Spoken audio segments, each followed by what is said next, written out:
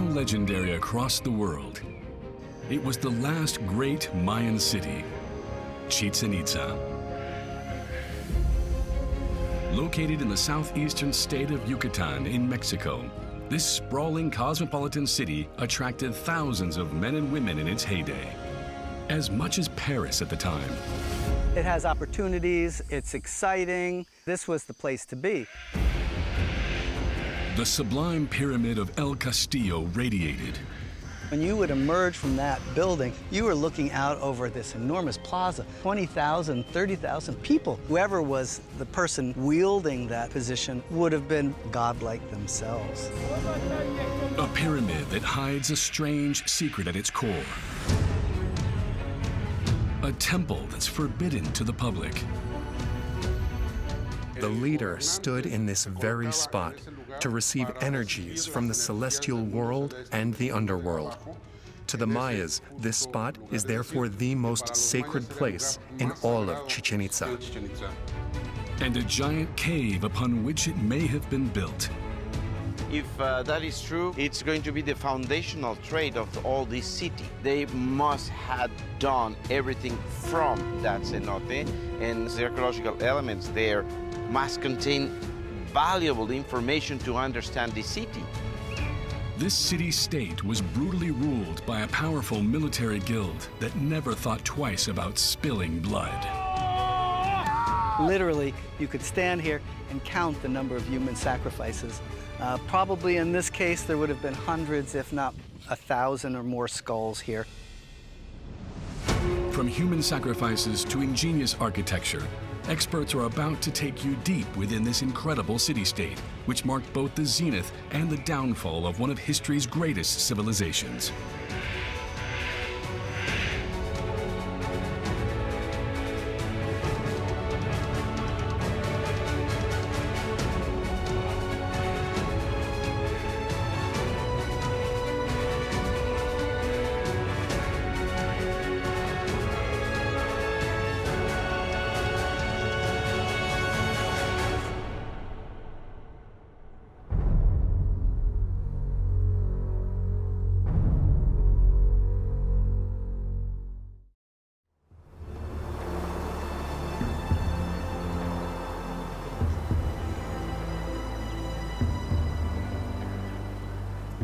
By the 11th century AD in southeast Mexico, Chichen Itza had reached its apex.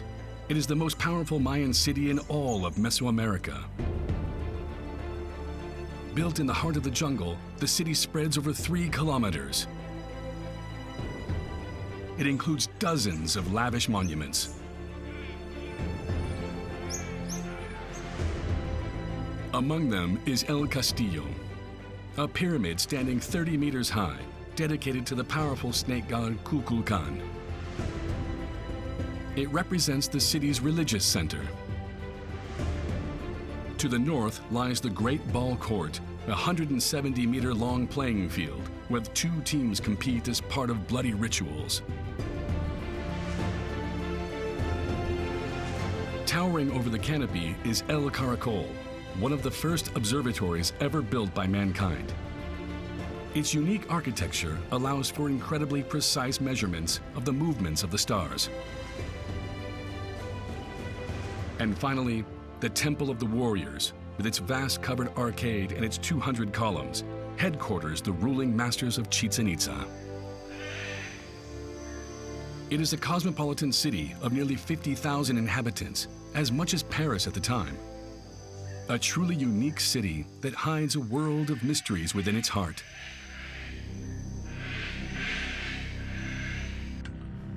It is built over a network of underground tunnels that span kilometers, and caves so deep that even oxygen is sparse.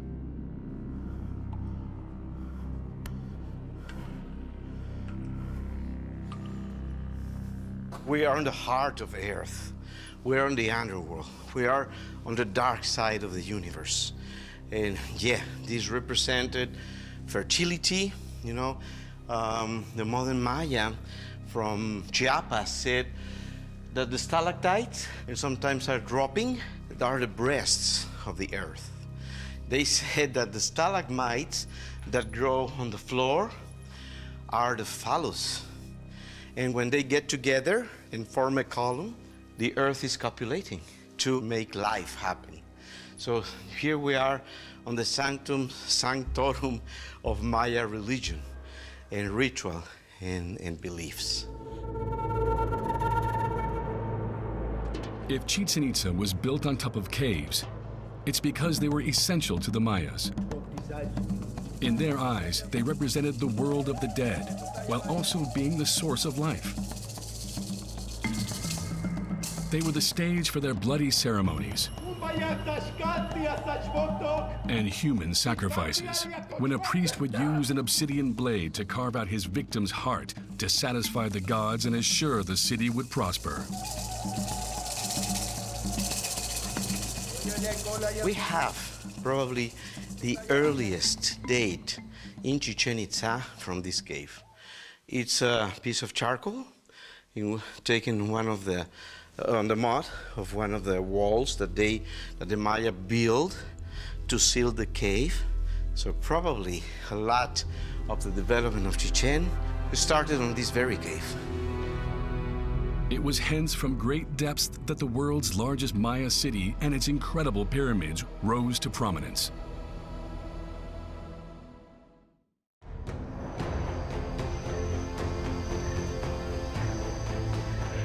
The year was 500 AD.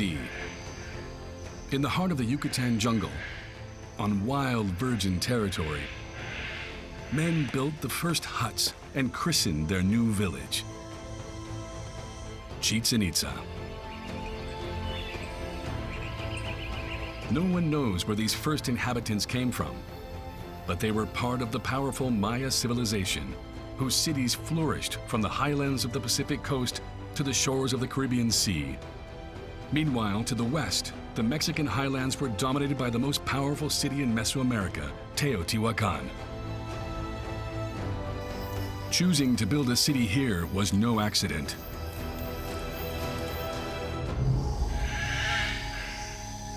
This vegetal desert, the porous surface of which allows no lake or river to form, is actually home to an abundant source of fresh water, the Cenote Sagrado. This enormous natural reservoir is 60 meters wide and 40 meters deep, formed by limestone that eroded with rainwater. A water source seen by the Mayas as a gift from the gods. I do believe that the first builders of Chichen Itza came here because of the cenotes. And this one in particular, the most important sacred cenotes in the Maya area. I believe this is the mother of all cenotes. If we're talking about ritualism, if we're talking about cosmogony, this cenote was used to give offerings to the gods. Many of the offerings which have been found within the sacrificial cenote come from cities in the southern lowlands. So it is very likely that people went to Chichen Itza as pilgrims. Pilgrims that would strengthen the ranks of the Chichen Itza population. And that's not all, because 700 kilometers away, a terrible drought struck the Maya plains. Tikal, Caracol, and Palenque, large cities with tens of thousands of inhabitants, experienced a mass exodus. Their all-powerful leaders couldn't soothe the anger of the gods. We are understanding in archaeology is that communities, cities, villages are not forever. So maybe these people had to leave and they resettle a new place to live. So we see a general rise in the Yucatan in general of cities and communities in the period 7 to 8, 8 to 900. Chichen was one of these places.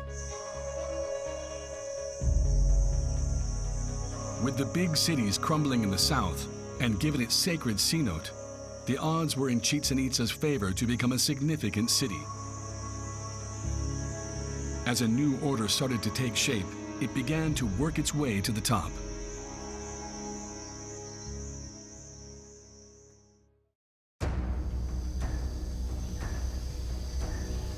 Back in the 8th century AD, Chichen Itza only comprised a few basic structures made of adobe and wood.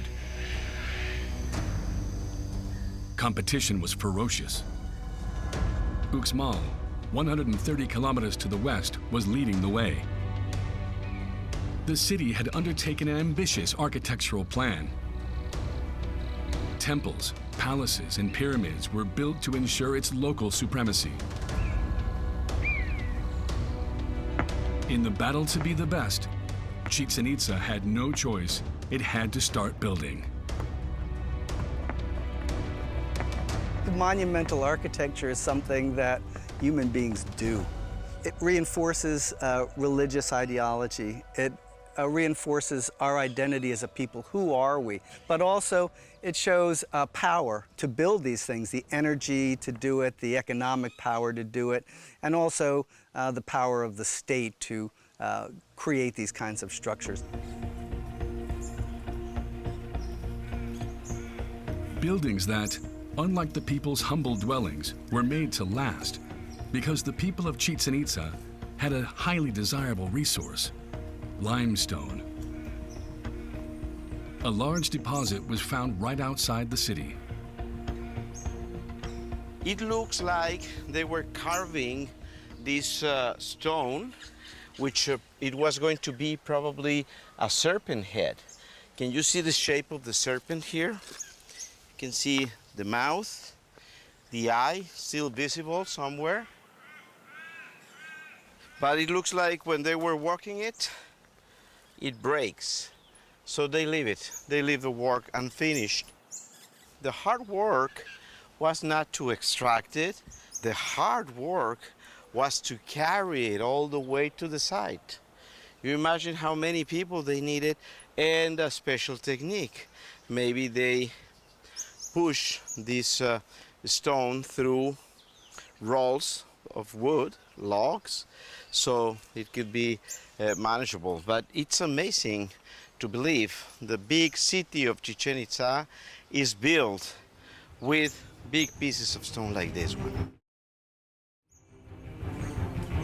Without the help of pack animals and using the sole strength of their arms, the Mayas crossed the jungle carrying the heavy stones for hundreds of meters. That's how the first pyramid was built, El Osario. At 12 meters high, it was built atop a 25-meter deep cave, which is connected to the temple by a staircase. It's a symbolic doorway to the underworld. Further south, Las Monjas, a 50-meter-long complex, was the heart of the city.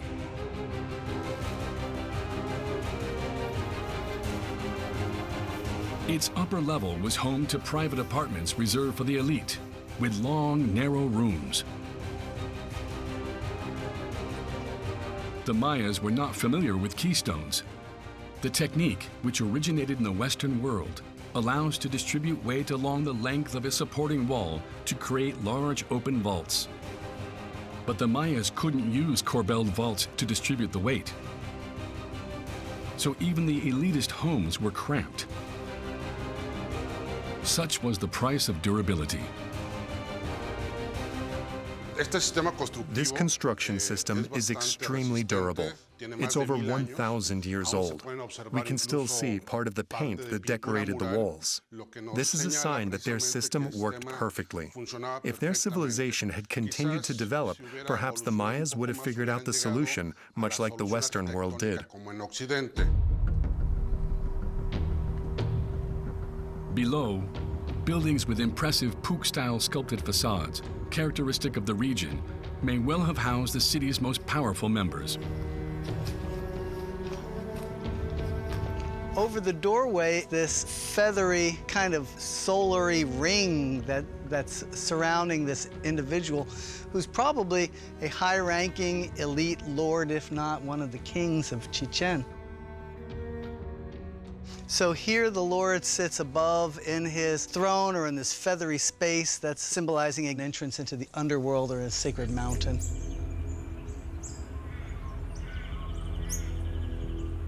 A ruler used Las Monjas as his palace. A pediment over one of the doors is inscribed with Maya hieroglyphics that provide precious clues to his identity.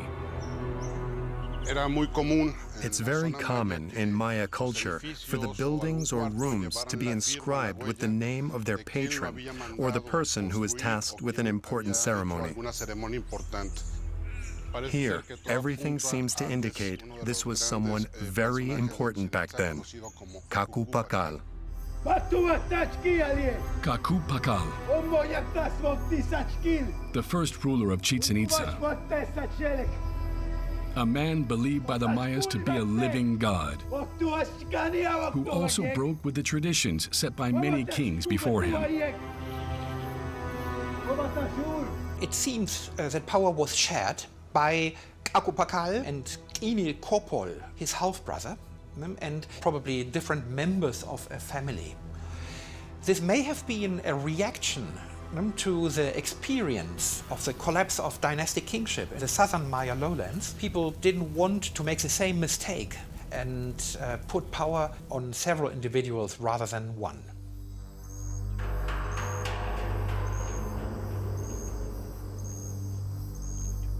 Like their ancestors for thousands of years before them, Kukulcan and his family drew their power from the stars. By day as by night, they studied the skies, closely following the movements of the moon and the sun. Determining their cycles was an attempt to interpret a divine message. The movements of the stars is very regular, and so their worship of time is coming from this. They had a Venus calendar, which was a very complex elliptical orbit that was better than ours. And you have priests up there, making notes, seeing things for hundreds and hundreds of years. They're getting a real idea about these stars, which are also, deities. So you get to know more and more and more. Now, that's not science. This is prophecy. The movements of the stars will tell you a lot about the future. The Mayas believed their priests read messages from the gods in the stars. To establish their power, the Chichen Itza elite had a brilliant idea. They built a spectacular edifice dedicated to the heavenly vault, El Caracol, one of the first observatories ever built by mankind. Erected over a large platform, this 18-meter wide and 28-meter high tower overlooks the treetops. Inside are openings that look out in every direction. These openings allowed them to observe the sunlight, the moonlight, and specific planetary constellations on the horizon at night, at sunset, and at dawn. For example, from this doorway, the sun traces a line between this opening and the opposing opening on the other side. That's how you know it's the winter solstice on December 21st. Heavily damaged, only 3 of the original openings remain intact today.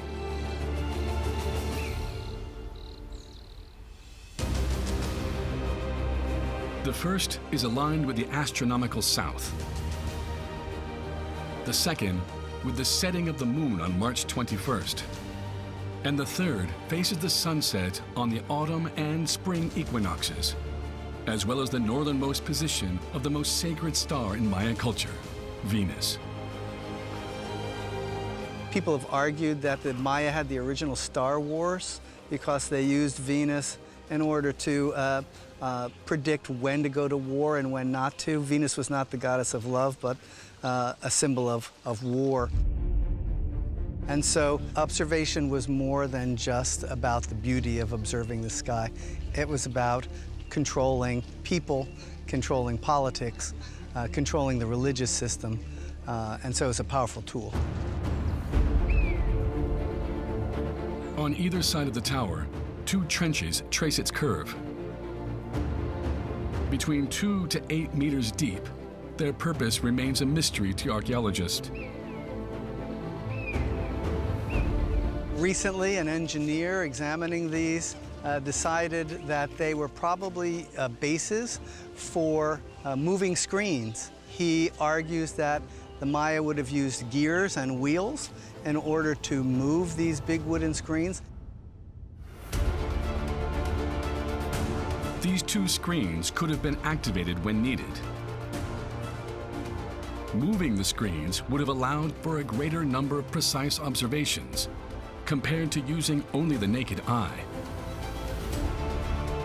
If that's the case, that would have provided another really powerful source of astronomical observatorially ability. Now again, that's speculative and is not being published or written up by archaeologists.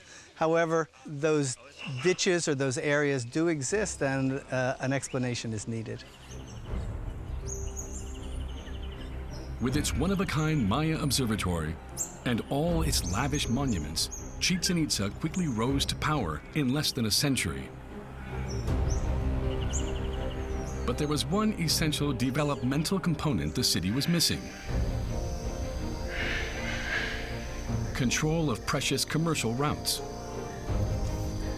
The masters thus launched an offensive in the north, near the port city of Islas Cerritos.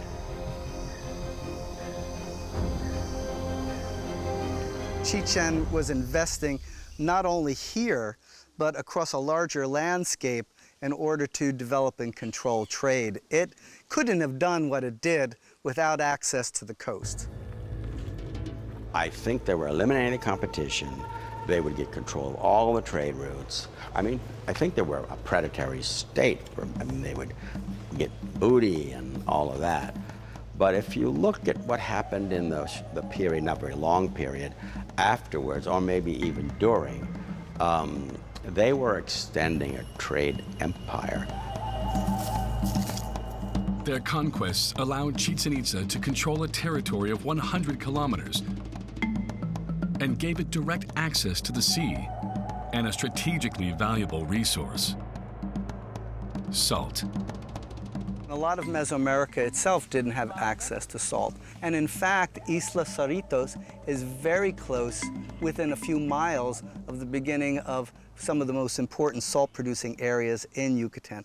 So I think it's pretty clear to me that Chichen was controlling the production and distribution of salt as well. So it was an important resource, I believe, for the Chichen state. Chichen Itza became the greatest economic power in the region.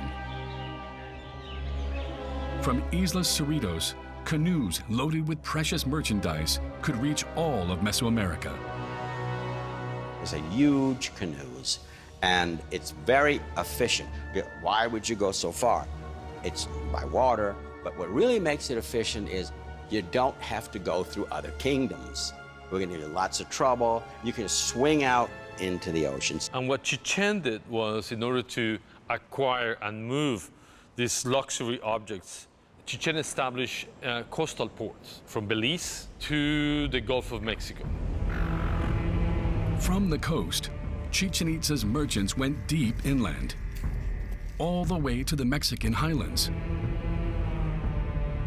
A journey that took them some 1,500 kilometers away to Tula, the powerful Toltec capital. The ensuing encounter was about to completely transform Chichen Itza.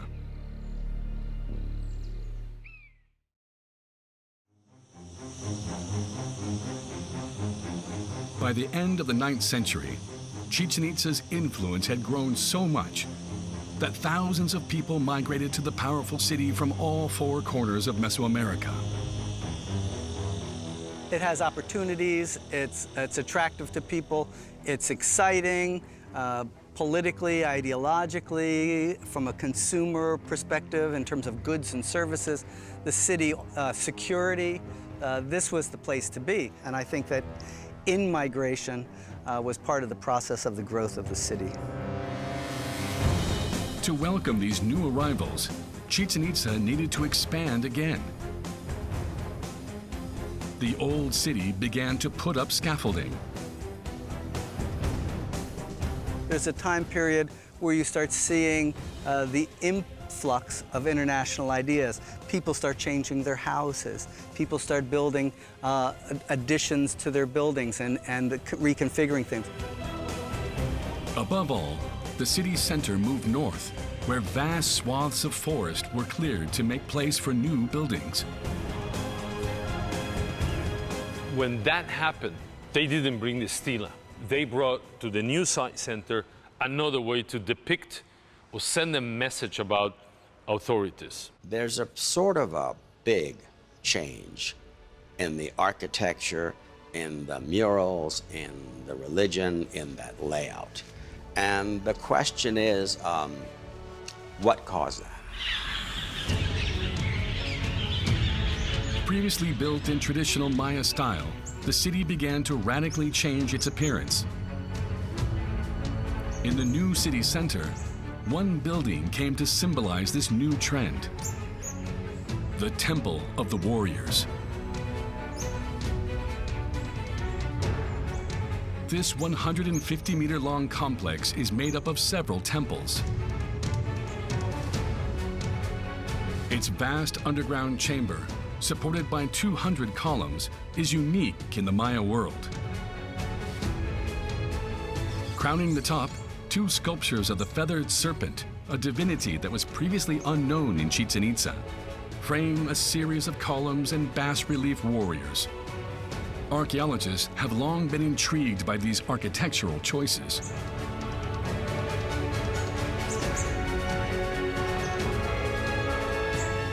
The structure of the platform, the central stairway, the use of columns in front, this open space, the Venus figures, the feathered serpents, all of that is similar to what we see at Tula.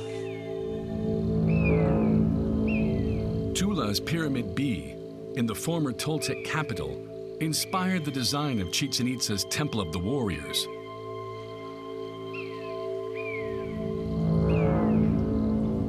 A side-by-side comparison of the blueprints of the two buildings reveals an almost identical structure. But what led to these changes? Why would the rising star of the Maya era adopt these previously foreign building codes? For a long time, people have thought that Chichen Itza was conquered by troops from Tula. I wouldn't say that it's not impossible, but whether this is evidence for a direct overtaking of Chichen Itza, or whether there was more like a common style, is something which is still under heavy debate.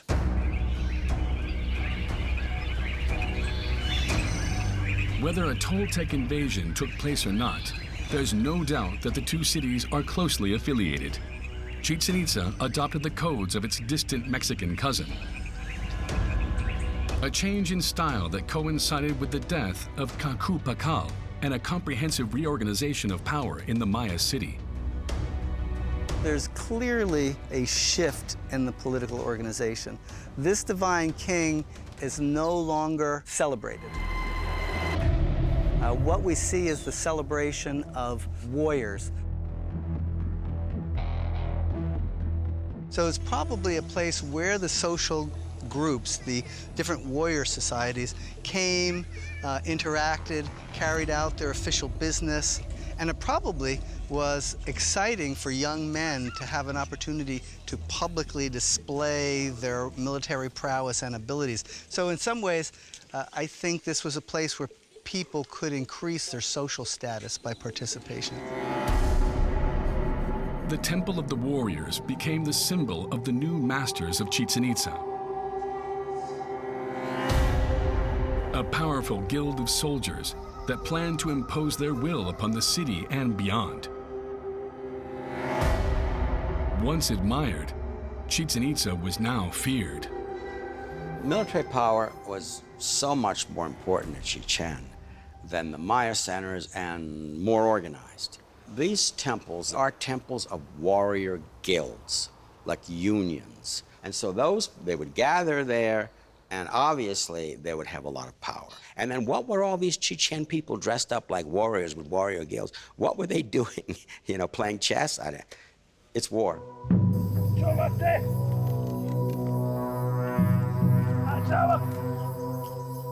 What they were doing was, in essence, building a military order in order to carry out the socio-political agenda of the state. And part of that agenda was warring against local communities, terrorizing local communities, bringing in tribute from other towns and communities around, expanding the power.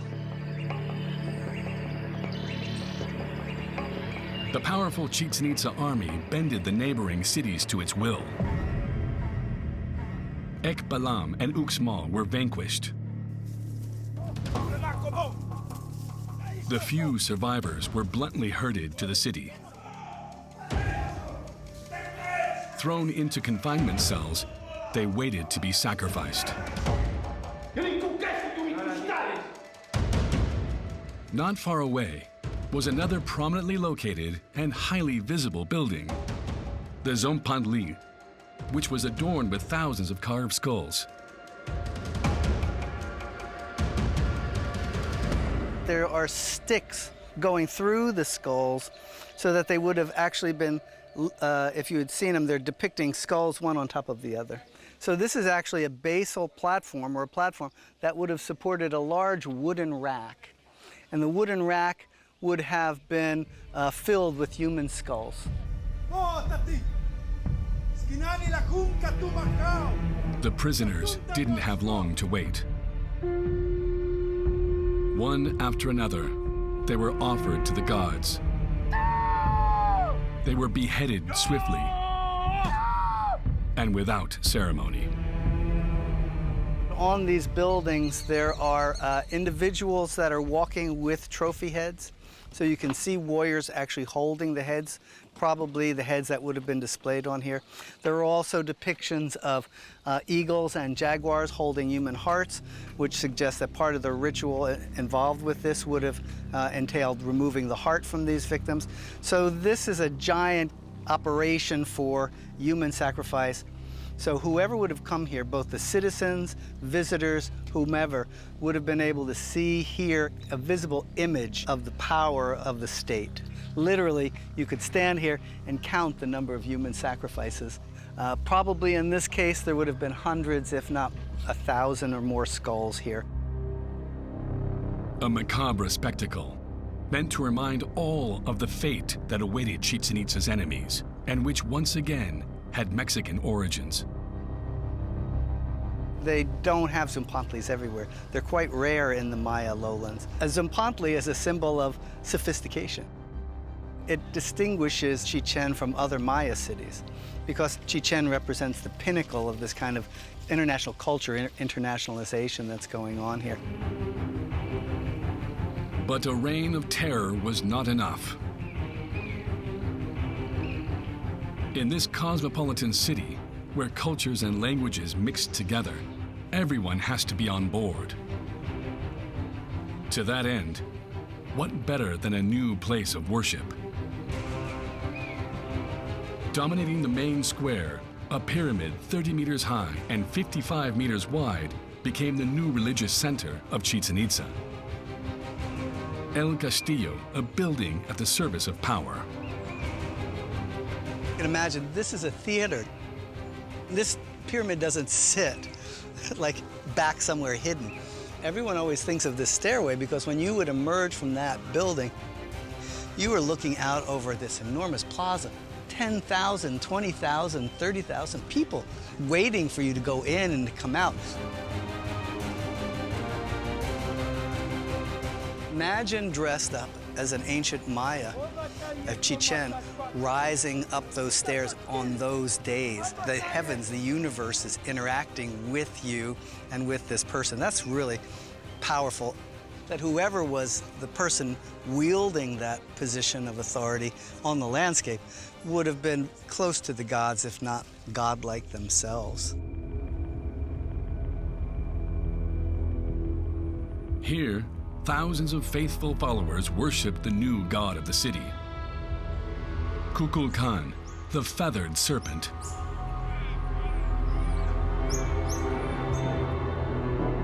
This being of Mexican origins was believed to be the messenger of the gods and the source of absolute power for he who knew how to listen. Of all Mesoamerican deities, Kukulcan is by far the most enigmatic. Some saw him as a supernatural being, while others believed he was a man of flesh and blood.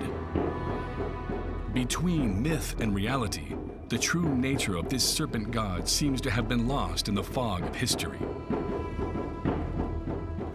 Did Kukulcan exist? I would say, yeah, it's a mixture of the human being and divinity. The key thing is here is where does the human being influence ends and where does divine figure appear? One of the issues surrounding the relationship between Chichen and Tula was always this idea that the feathered serpent of the Toltecs was a living person who at some point left Tula and came south to Chichen and founded the city. Now, most of us don't believe that anymore. Why Kukulcan becoming such an unimportant deal? That really does have something to do with the connection with Mexico. He's a big deal over there. He may have been a deity which was regarded as a leader of the foreigners or somehow associated with the foreigners that came to Chichen Itza. By dedicating El Castillo to Kukulcan, Chichen Itza's elite formed a powerful bond between the Mayas and the communities of central Mexico and ushered in an era of social peace. El Castillo thus became the most sacred place in the city, connected to the most sacred star, the sun. This building didn't just sit on the landscape, it interacted with the landscape, particularly with the sun, for example. There are 91 stairs on each side. With the top, that's 365. So it's a space that is representing the year.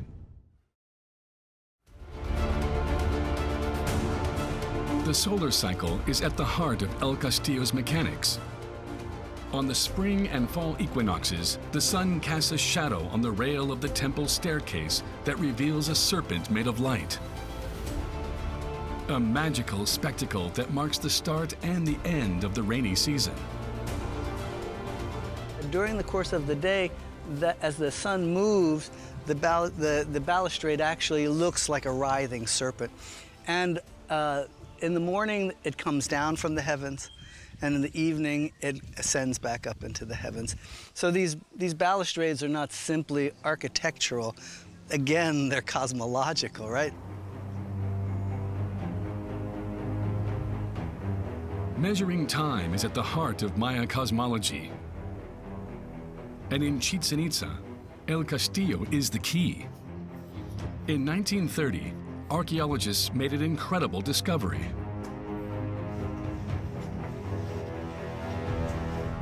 By digging this tunnel through the side of the temple,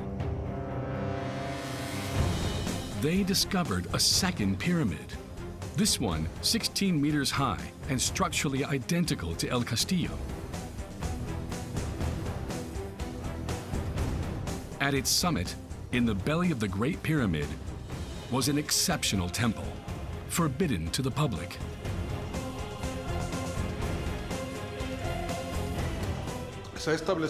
We learned that its construction was tied to the way their calendar worked.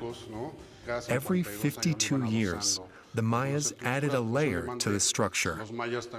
We're here in the second one, and it's very likely that beneath us lies the first construction level of the structure. 52 years, a length of time that's far from arbitrary. Because the Mayas actually used two calendars. The Hab, which is comprised of 365 days, symbolizing the solar cycle, and the Tzolk'in, a ritual calendar of 260 days divided into 13 months of 20 days each. 3 wheels of time that synchronize exactly every 52 years. By building their pyramids like Russian dolls, the Mayas prevented pillaging of the pyramid preceding El Castillo, a temple that hides one of the greatest treasures of Mesoamerica, the Red Jaguar Throne. The jaguar is the symbol of the underworld.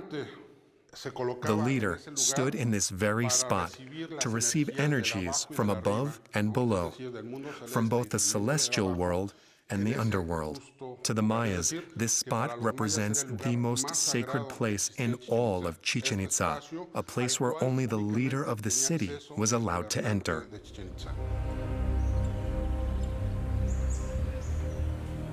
The vertical axis of El Castillo is the imaginary axis that unites the kingdom of heaven and the kingdom of darkness.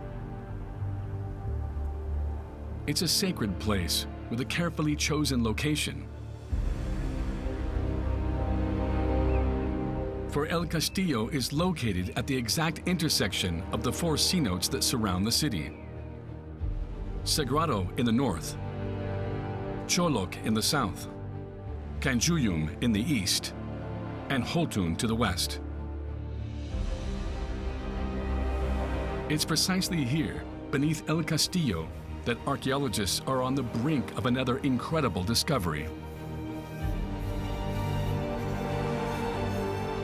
Using electrodes, they discovered a 20-meter high and 30-meter wide cavity, a mere 5 meters below the surface. El Castillo was seemingly built on top of an enormous cave.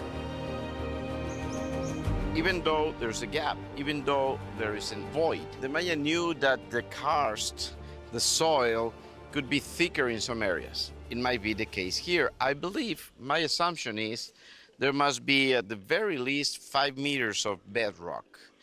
If you think about it, most of these buildings are built over gaps, over caverns, and they knew they could build this one here.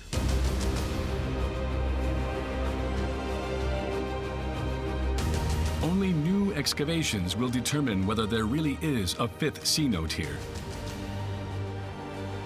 A discovery that could provide precious new clues about the origins of the city.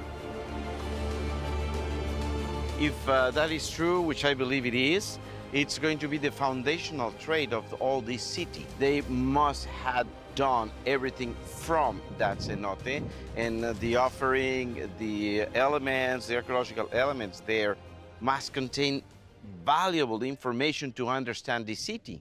Obviously, if there's a cenote underneath the pyramid, that's super cool, because that means that this building is in fact sitting on the direct portal to the underworld.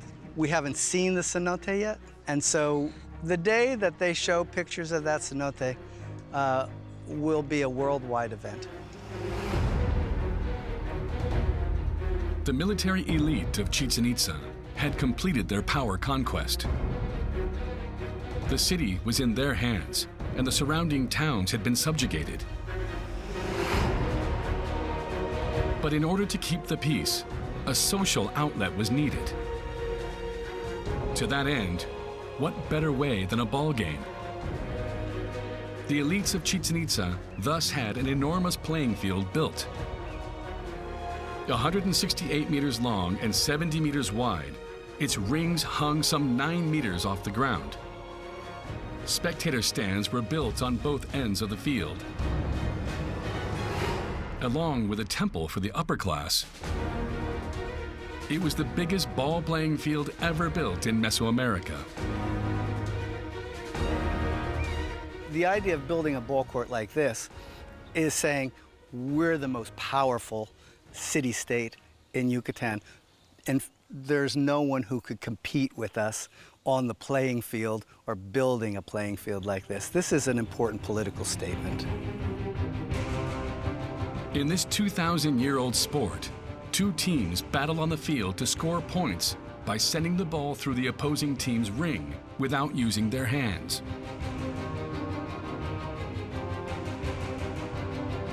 Sports are a way for society to interact with each other without going to war.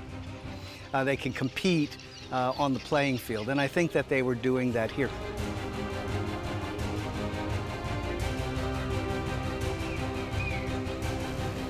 If we're standing here, let's say 900, 950 AD, what you would see here is not just this plain stone. All of this stone would be covered in stucco. It would be brightly painted, red, green, blue, yellow, so that it would have looked fantastic. And you would have probably had audience members sitting atop this area here, important personages at the ends of the ball court, feasting and calling out to the ball players. This would have been a massive celebration. For an event like this would be like the Super Bowl. A game that players were handpicked to play. But unlike American football, the game ended very differently. At the end of it, the losing players were sacrificed. If we were in medieval Europe, like jousting matches, these were the elites that jousted. The masses might watch, but the people on the playing field were the upper class. So they're not just sacrificing a poor peasant, they're sacrificing a lord. I'm sure there were people who did not agree, but I think what was expected of you was to agree. It's an honor to be sacrificed, and in fact, it's essential for you to be sacrificed because the idea of rebirth and death, of fertility and growth, all of these things are connected to the sacrifice. So the ball court and the ball game are kind of like a machine designed to make the world go. Although the city's inhabitants thoroughly enjoyed the show, the gods seemed indifferent to the bloodshed. Because beneath the city, the water reserves were dangerously dropping. After just 3 centuries of existence, the city began to run low on resources. The priests increased the number of ceremonies, invoking Tlaloc, the god of the rain, and made offerings in vain. It looks like all this happened in a time of drought. There was problems up there. There was no rain. So one hypothesis is we are desperate for water. And by the end of the 11th century, peasants could not harvest. So maybe peasants were able to survive, but they were unable to pay for the taxes. And the first ones affected by this were probably the elite. Deprived of their subsidies, the city's elites are said to have simply disappeared, and along with them, the administration, the bureaucracy, and eventually the state. Yet not all archaeologists find this explanation to be convincing. This was probably a difficult city to manage. There were lots of different people with lots of different values and norms here compared to a typical Maya center. Trying to keep them all engaged and connected to the system may have been one of the biggest challenges that they faced. One of the things you think about is, look at the Soviet Union. There was no war. I mean, there was no calamity. There's no aliens. There's no comets smashing in. It just fell apart. And so systems can fail without major kinds of events causing them. Was Chichen Itza the victim of a disastrous climate event? Or did it crumble beneath its own weight? No one knows. One thing is certain. The powerful Maya city has never ceased to fascinate anyone who's been lucky enough to admire its temples. After Chichen Itza collapsed and was abandoned by the majority of its population, it continued to serve as a place for pilgrimage. And it was never forgotten by the local population. When the Spaniards came in the 16th century, one of the first settlements was constructed over the ruins of Chichen Itza. And thus, the story of the last great Maya city comes to an end. An extraordinary city that marked the zenith of a 4,000-year-old civilization. One that continues to leave archaeologists wondering. Who knows what secrets the ancient Mayas buried in the city's depths?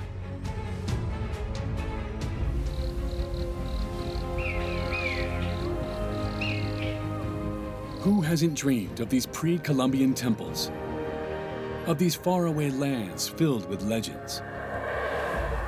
Who hasn't wanted to wander, guided by the sun, through the heart of Maya country? Tikal, Guatemala. This city, a genuine treasure of mankind for over 2,000 years, has been captivating visitors ever since it was rediscovered in the 19th century.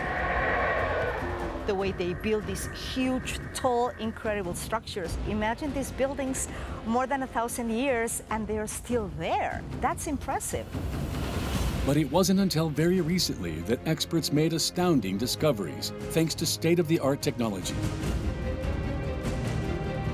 An aerial laser system is undertaking a scan of the jungle, revealing that Tikal was once a sprawling sovereign city comparable to ancient Rome. It's the size of what is now Guatemala City. And Guatemala City can host at least between 3 to 4 million of people. At 70 meters high, Temple 4, the second highest pyramid ever built after Giza, hosted gory sacrifices. At its base, a hidden tunnel unveils the secrets behind the extraordinary ingenuity of the Maya civilization. You can make jokes to the Egyptian archaeologists when you see them about their sad little pyramids. A gigantic citadel buried some 10 kilometers from the city's center. Fratricidal wars, a voracious appetite for sacrifices, architectural genius, and a mastery of science and astronomy. All part of the Odyssey of Tikal, the most bewitching Maya city and of its builders, from its expansion to its mysterious disappearance.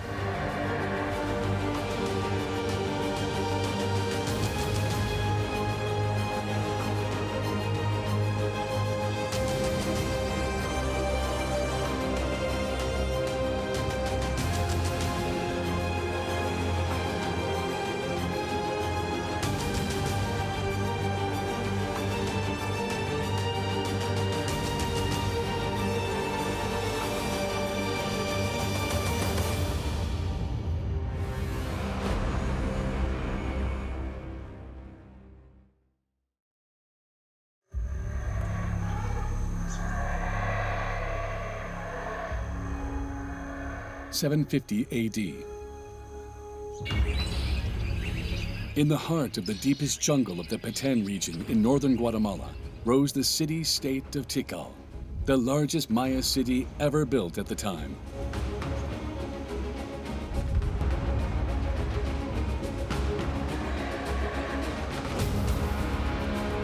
A sprawling city with multiple areas. 2 huge pyramids overlook the center, among which that of the Jaguar priest, the ultimate symbol of power. On this 12,000 square meter plaza, the royal palace towered over the entire valley. Across from it, one of the greatest necropolis in the Maya world was home to the king's tombs. Further west was Temple 4. Standing at 70 meters, it was the highest temple ever built in Mesoamerica. Moreover, an ingenious hydraulic system carried water across the entire city.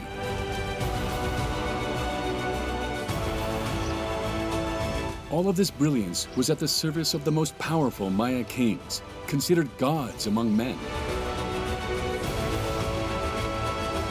This is where they flaunted their power in front of hundreds of thousands of people during massive ceremonies.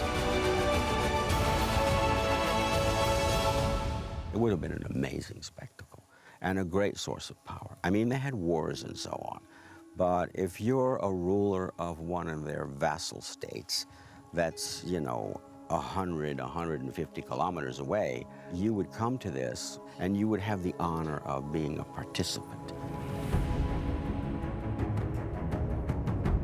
The theater is the thing. It is not reinforcing power. It is a great part of the power itself. The kings exerted their power over a plethora of Maya cities that were under their rule. And yet, in just a few decades, the mighty Tikal would mysteriously sink into oblivion.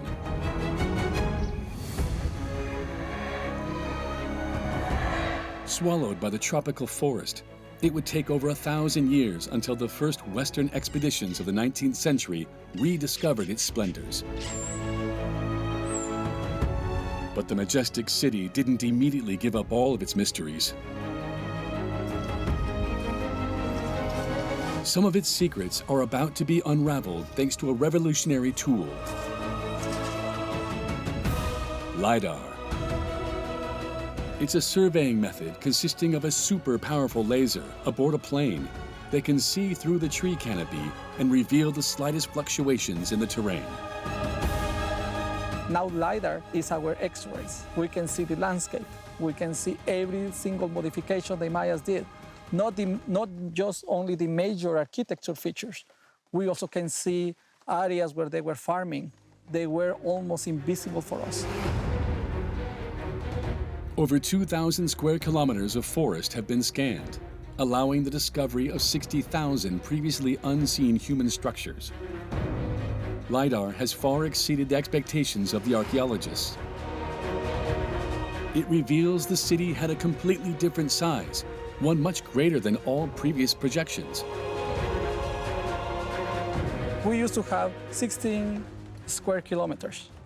Now we have 75 square kilometers. And with the peri-urban area, it's around 527 square kilometers. It's the size of what is now Guatemala City. And Guatemala City can host at least between 3 to 4 million of people.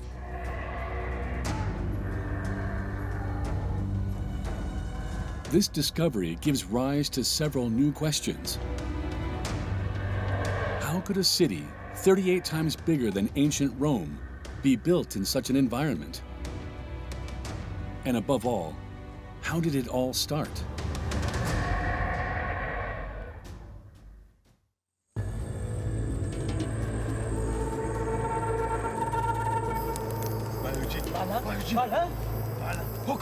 Around 800 BC, a first community made its way to this steep location overrun with vegetation. Yet it was there, in the middle of the jungle, that these nomads chose to settle down.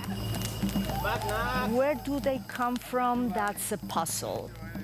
All the Maya territory was in movement all the time. It's like a soda water in a cup. You start to see a lot of bubbles. And that's where thing is happening here in the lowlands. That you start to have a lot of communities that were moving around this landscape, hunting and start to farm. These first inhabitants were soon joined by others that swelled the ranks. What was a simple community turned into a village. Tikal was born.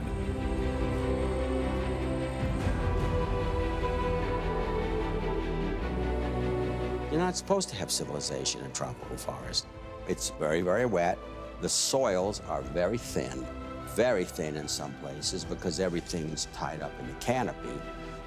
There are a few navigable rivers, and they're on the edge because the water goes through the limestone down there. In this green desert where water immediately infiltrates the ground, the survival of the young city seemed uncertain. The Maya people of Tikal were, however, about to make a rare and previous discovery that would forever change their destiny. There were springs. And you know, the water from springs is virginal water.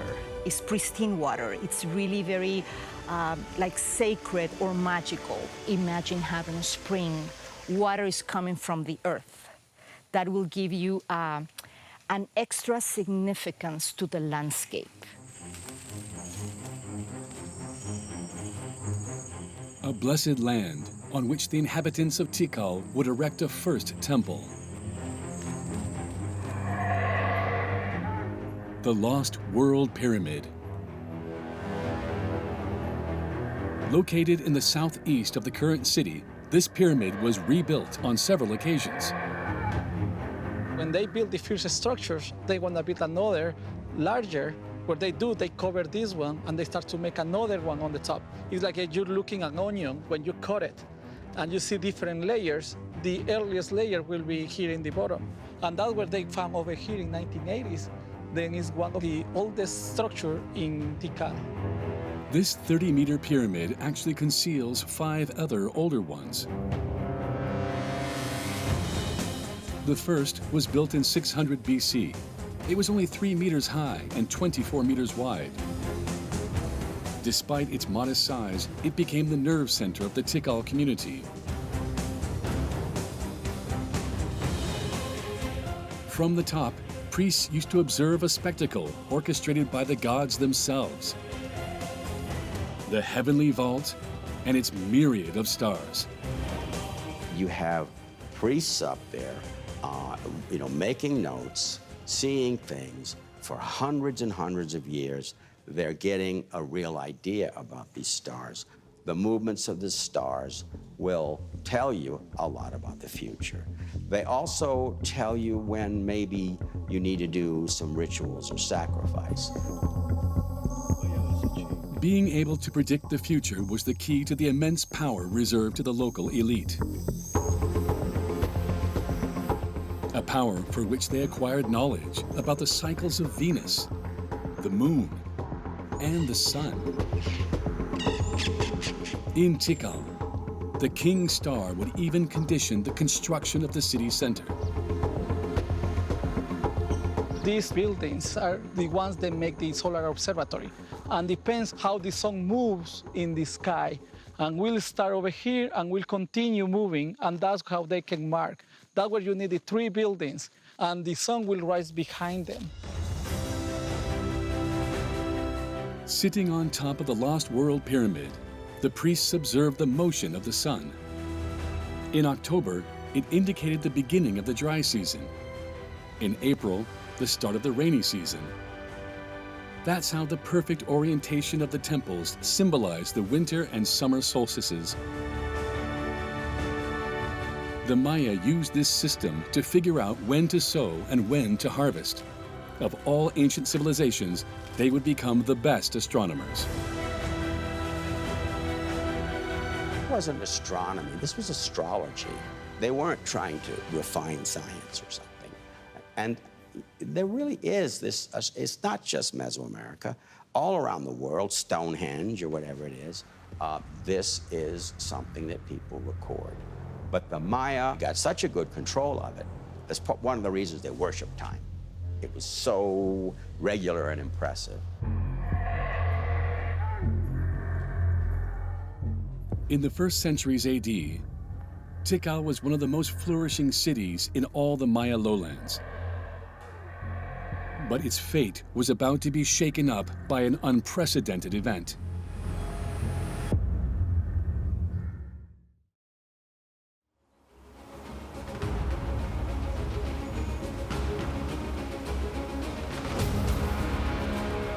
Fourth century AD. Central Mexico. Teotihuacan. The largest Mesoamerican city ever built. It was the capital of a mysterious civilization looking to stretch its empire and take possession of the riches of faraway Maya territory. Tikal was a city that was highly cultivated. It was a very sophisticated city, and Tikal remained as a leading power in the Maya lowlands and was very attractive for Teotihuacanos.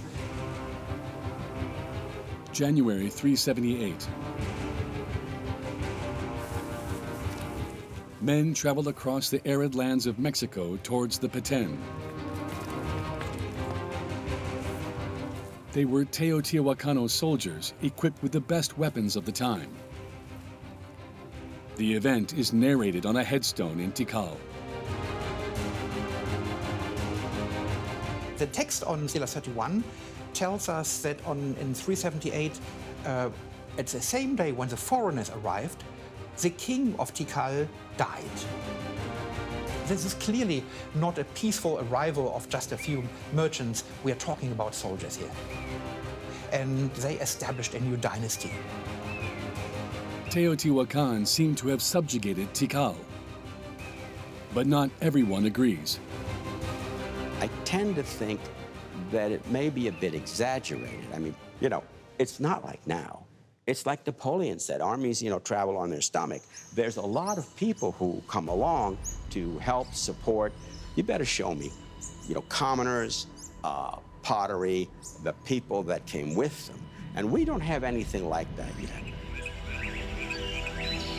While no archaeological evidence confirms the invasion of Tikal by Teotihuacan,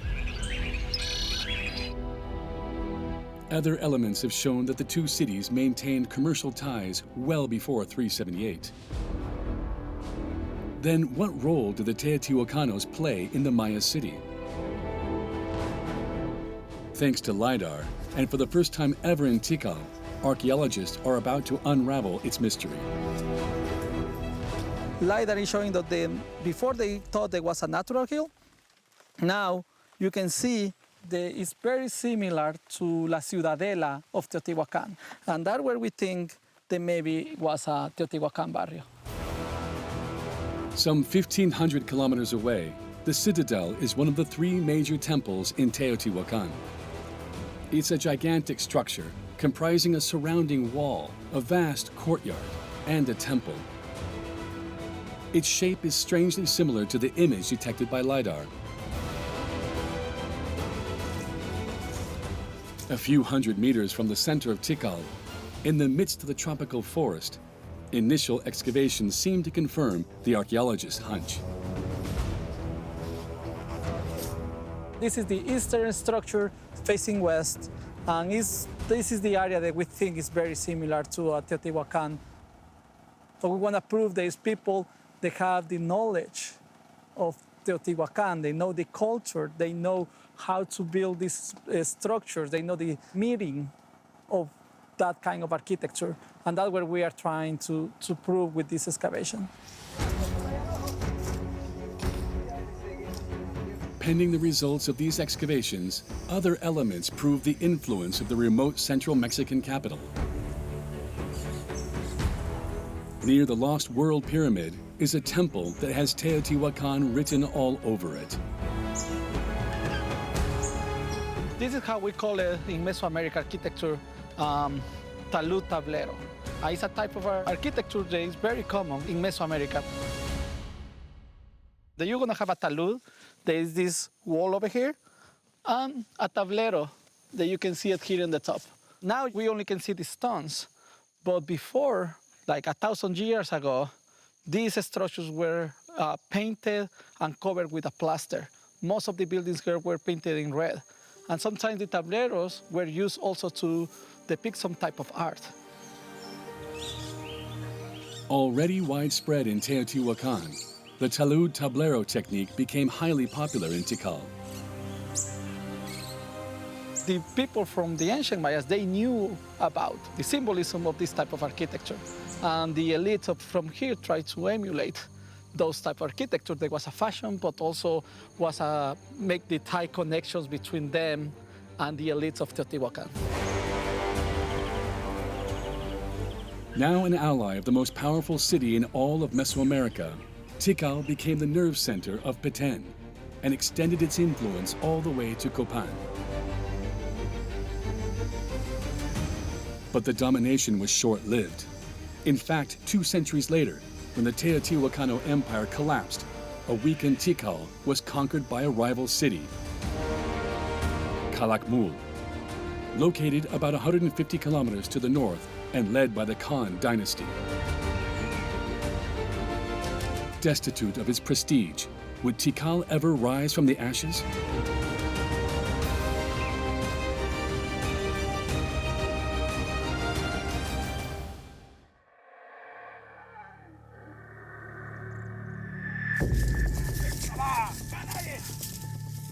August 6, 695. The faithful soldiers of Jasa Chan Kawil, new king of Tikal, savored their revenge. After 130 years of submission to Calakmul, they had just won a decisive battle. Humiliated, the survivors in the rival army could only await their sacrificial demise.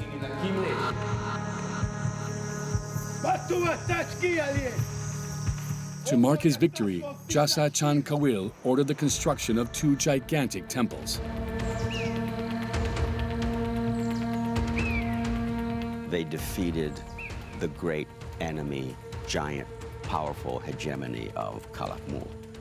And he wanted to make a statement. We're back.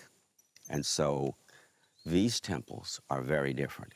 They do not have temples inside of them. They were not built. Most of the temples are like Russian dolls. They were built all at once, all of them, which is amazing. The Temple of the Mask would comprise 4 massive pedestals and stand 42 meters high. Across from it, the Temple of the Jaguar Priest embodied Jasa Chan Kawil's absolute power. It would reach 47 meters in height, becoming one of the symbols of the city. When you see this architecture and some of the other things the Maya did, you know, they say it must have been space people. The way they carved jade, it must be aliens or something. But they had all these clever techniques. One of the techniques in which the people of Tikal became true experts was the art of leveling. Before building a pyramid, the Maya would level the ground and cover it with a thick platform. One of the things that people don't realize about Tikal is that the massive amount of labor that goes into platforms. This whole area looks nice and flat. It's an enormous platform. But what is really impressive is that the whole area of the site is a series of platforms. For the main plaza, the Maya built no fewer than 12,000 square meters of platform. It took about 16 square kilometers of it to level the center of the city. These platforms and pyramids, however, required astronomical quantities of material. They also represented a considerable technical challenge for a people that didn't master metalwork. Luckily, the subsoils of Tikal were packed with an easily accessible and endless resource: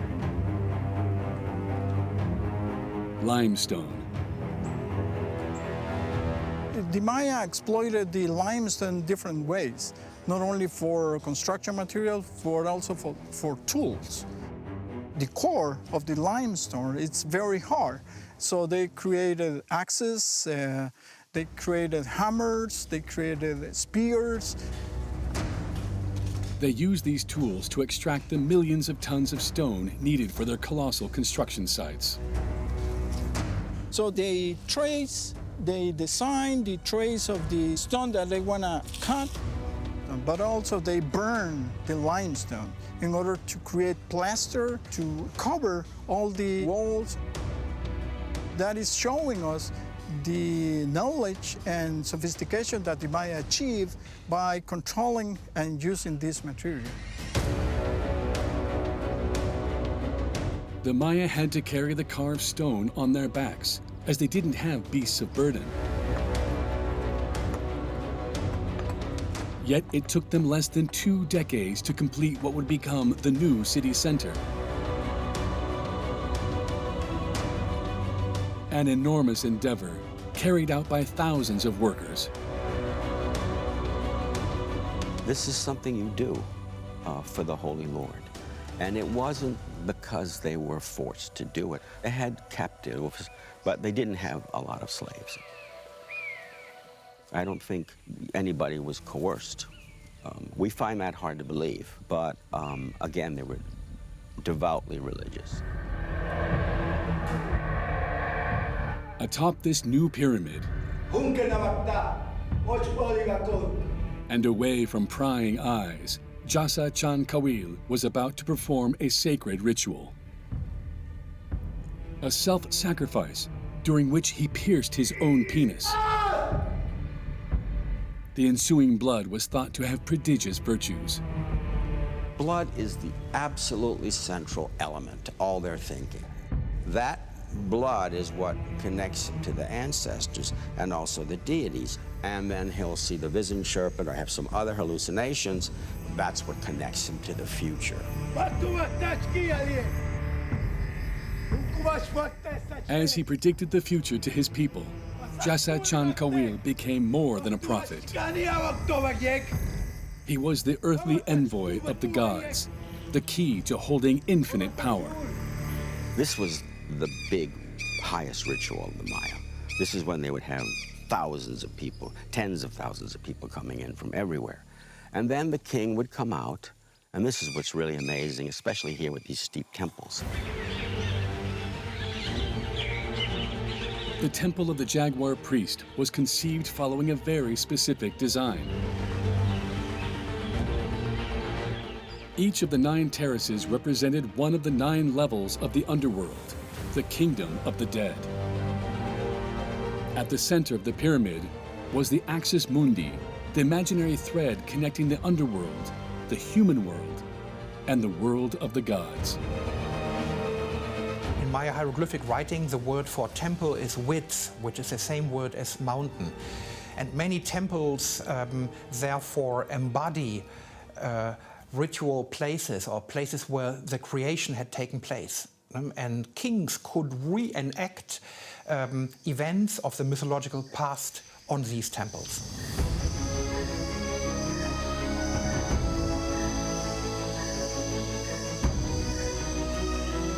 But in the meantime, it was south of the main plaza that Jasa Chan Kawil would reign over the world of the living, in a palace overlooking the entire valley.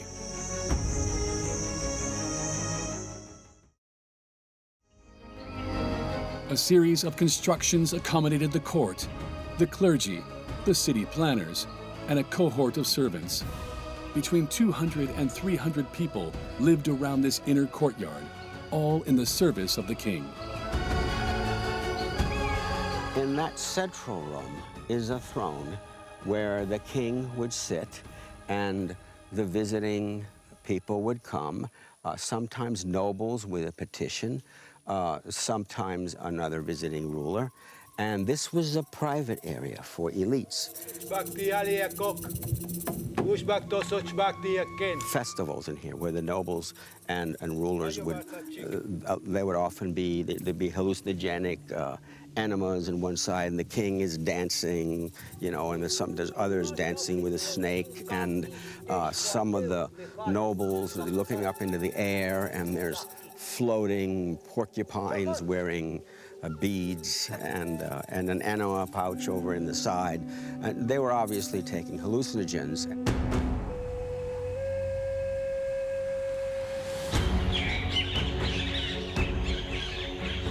Initially 3 stories high and 215 meters long, the palace was a maze of long and narrow rooms.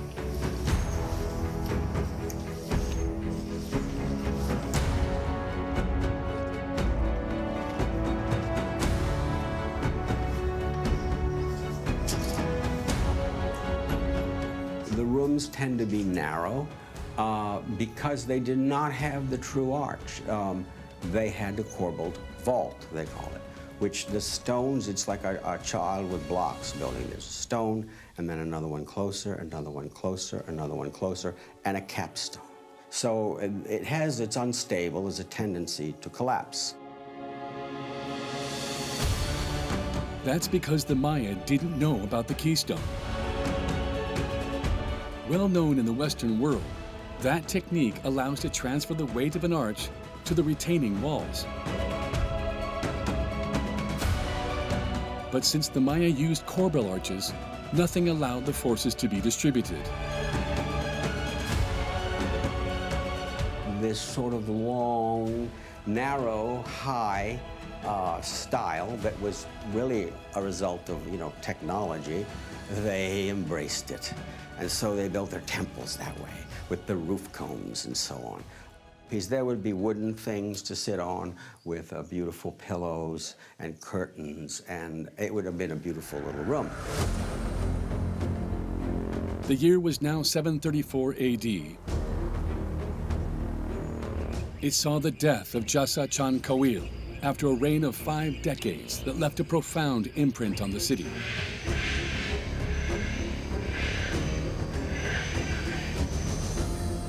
His body was buried 6 meters under the pyramid of the Jaguar priest.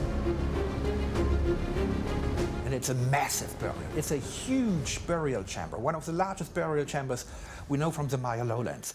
And after the burial chamber, the temple, Temple 1, the temple of the Great Jaguar, was constructed over it.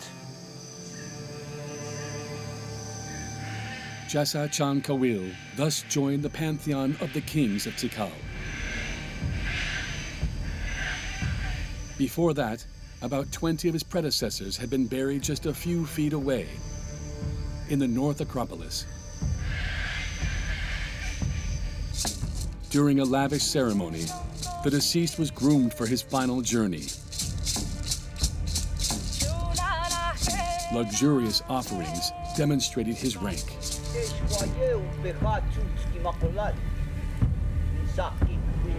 They buried their dead under the floors. You wanted to be near your ancestors. And if someone was important, they might turn that eventually into a shrine, and it would become bigger. And here, especially in Tikal, one structure would then grow into a temple. This is one of the great unique things of Tikal, that you have one place where they are all buried. It's a cemetery of kings. About 100 temples were built on top of one another over the course of centuries. Some of them covered monumental sculptures of Shak, the rain deity. Tikal reasserted itself as the staple city of the Peten. Its future king would have to defend that status, which aroused the envy of the neighboring cities.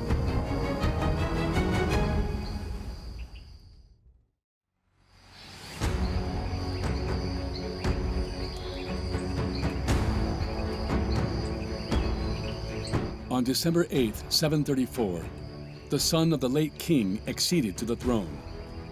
His name? Chichen Chan Kawil. Chichen Chan Kawil must have been a great war leader. He had ambitions to enlarge the territory that was controlled by Tikal, and he directed his military attacks against former vassals of the Khan dynasty. So what he did is he completed the work which was begun by his father.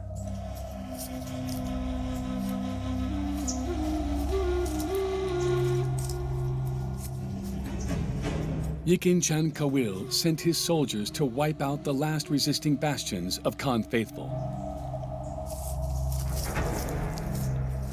He thus consolidated the borders of this empire.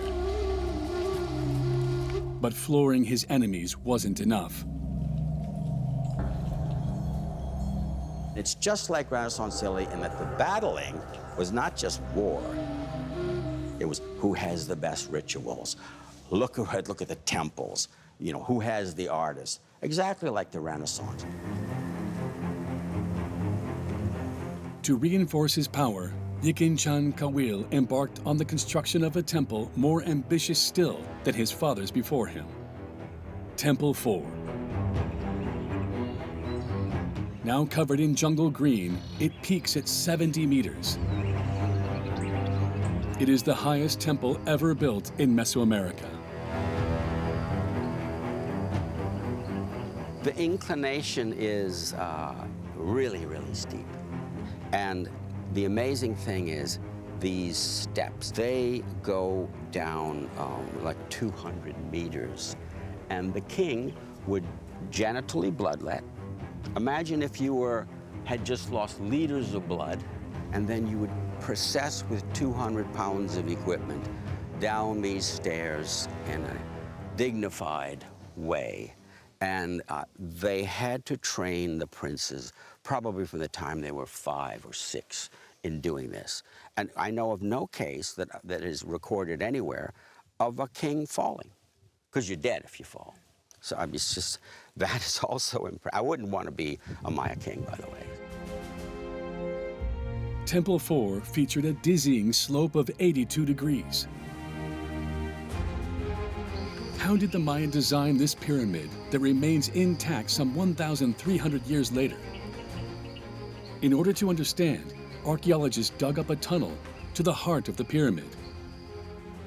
Much to their surprise, they discovered another structure inside. We are right now in front of those walls. We were thinking that that was an earlier version of the temple. But once we saw all the way on both sides and in different sides of the structure, we come to the conclusion, talking with the masons, this was not an earlier version, but a construction beams. Some 250 cells, each 4 meters in length and 1.6 meters in height, were appended to one another all the way to the top, like a giant beehive. This structure supported 119 cubic meters of backfill and prevented the pyramid from collapsing under its own weight. Architects, Tikal are recognized to have been one of the best in the Maya area. They knew they had to do something. I mean, they were afraid it would fall down. I think, don't you think that it's possible that, just like in Egypt, there are somewhere around here earlier experiments that failed, and that's how they learned to do this? Because, you know, in Egypt, the collapsed pyramid at Medum and the bent pyramid, you know, this is steeper, and it didn't collapse. So you can, like, make jokes to the Egyptian archaeologists when you see them about their sad little pyramids. Yeah, you know? This is more a lot of stable, right? Yeah. And it is still in here. In order to support the colossal weight of the pyramid, the Maya had to stabilize the ground. To that end, they built a platform 5 meters in thickness and with a surface area of 15,000 square meters. A layer of stucco completed the construction. We are standing right on a floor that is about 10 centimeters thick. Can you imagine the amount of wood burned, that amount of limestone in order to just get this floor done? That was a huge effort. And this platform is on top of the bedrock, so it couldn't be more solid.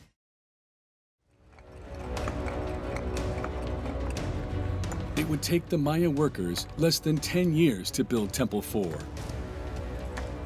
An absolute feat. That's very fast, you know, because the Egyptian pyramids, they would sometimes build it just when the next pharaoh was born. They would start building it. It took so long. Yeah, it's incredible how the ruler was concentrated with such an amount of people and resources, and how sure he was that he was going to make it. I mean, once you began, that is not something, oh, okay, I'm going to leave it just like that in the middle, or a third, or 1/3, or 2/3. Once you are on the enterprise, you need to finish it, and he made it. The construction of Temple 4 marked the apex of the city. Based on the latest estimates, its population then reached 60,000 people. This required enormous water and food resources. If you really want to have these huge cities, you have to make sure that there's water available for everybody. And you don't have to walk 5 kilometers to bring a jar of water. It was obvious that the city couldn't solely rely on its single source of water. The Maya, hence, had a brilliant idea. Using the inclination of the squares to collect precious rainwater. This park was open to the public. They hired an Italian company whose specialty was hydraulic systems, because they wanted to make sure that when it rains, water won't interfere with the visit. And we were impressed to see that the set of canals these Italians put in the park are exactly on top of the hydraulic system that the Maya chose more than 1,500 years before. The water collected was transferred to a reservoir. Crates filled with sand were used to filter the water and make it drinkable.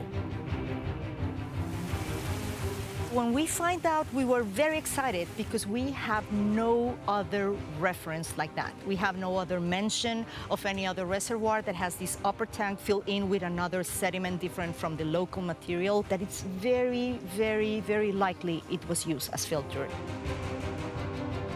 The water was then transferred further down in gigantic terrace tanks with a capacity totaling 900,000 cubic meters.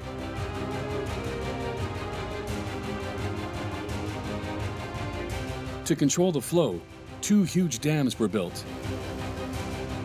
80 meters wide and 10 meters high, they were carved out of the rock and ended with a wall. Blocked with wood or stone panels, the pipes, 30 centimeters in diameter, allowed to check water quality in each basin. This complex system required a significant workforce. State will be in charge to keep them working, to keep them clean. Therefore, if they do that, they will have the control to tell who can go to these reservoirs, how much water can you take, and all that. And they will make sure that water flows through in the canals. So, but that's an assumption. We think that's the way it works. The Maya were able to take advantage of a hostile forest and steep terrain. Pre-Columbian cultures, they were the first landscapers. And if you look at all the maps of the Maya cities, they have like a very good order in organization and in the settlement pattern space they're using. It was this ability to adapt that allowed the Maya to farm enough to feed the tens of thousands of locals. Corn, beans, and wheat highlighted the richness of the city, which continued to attract new migrants daily. With 80 to 120 inhabitants per square kilometer, equal to the current population density in a country like France, it was one of the densest cities in the world at the time. How long would Tikal sustain its exponential growth?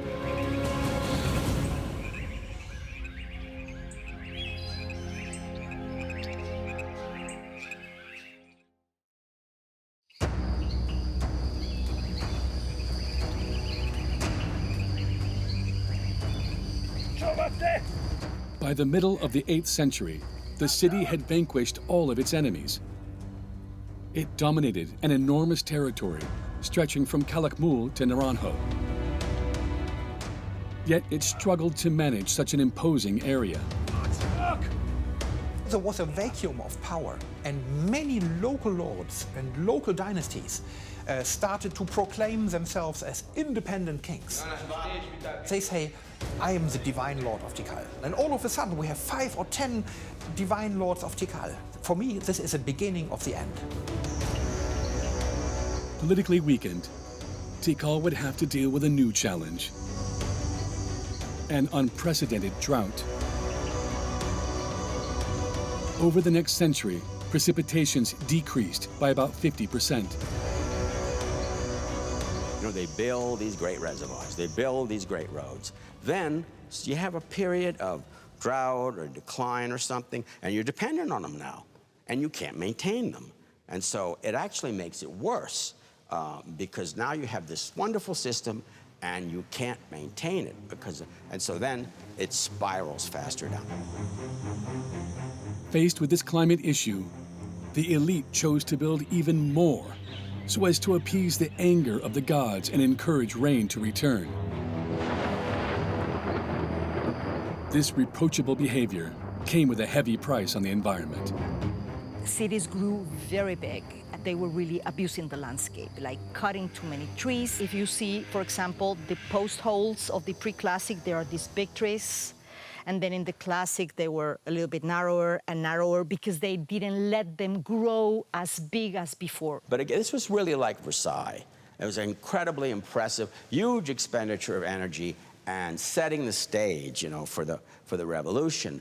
In this case, there is malnutrition, there are growing ecological problems, and they're sort of just intensifying what they did before. So, you know, again, it's a beautiful disaster going on. I mean, The temples are impressive, and this sculpture and that sculpture, but that really doesn't help the economic system.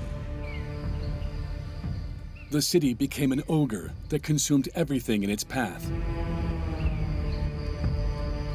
Little by little, the people of Tikal lost faith in their leaders, who multiplied the ceremonies hoping to stay in power. There's a big increment in massive sacrifices, in more quantities than before, so that can allow us to make an interpretation that there's a time of crisis. The role of the elites is to keep the status quo. And then the elites are not able to hold the status quo. You're still going to say, this doesn't work, and I'm not going to pay tribute, because first I'm going to feed my family, and if the pyramid collapses, whatever. Faced with a shortage of water and the helplessness of the elite, the inhabitants started to leave the city. Cornered from all angles, Tikal withdrew into itself.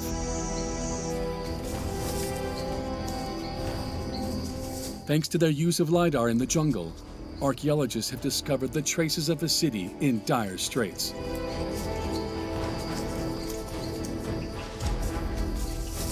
This is the area where we found the new parts of this defensive wall of Tikal. That's where we're gonna be interested to go and check. And you see here, Lidar stopped right here. And what is happening over here?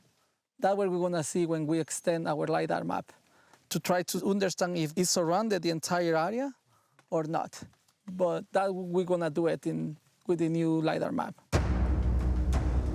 A 6-meter-tall outer wall seemed to have surrounded the city. But for what purpose?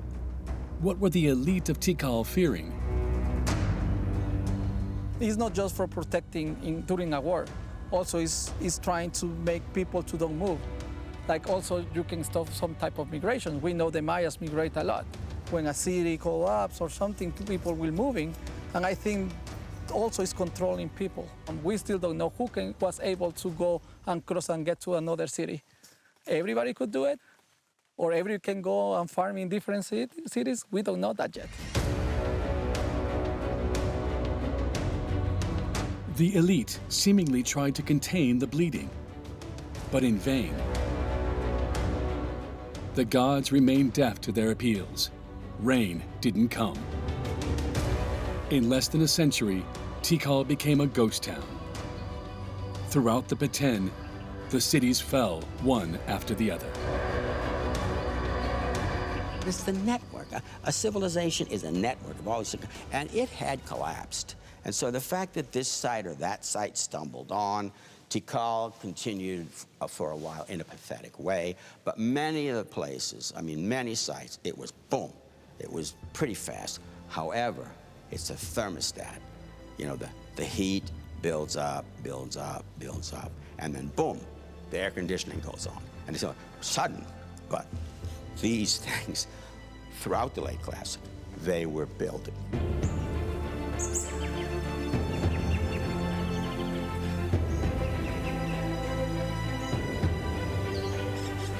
And that's how Tikal collapsed, after being one of the greatest and most glorious Maya cities of all time.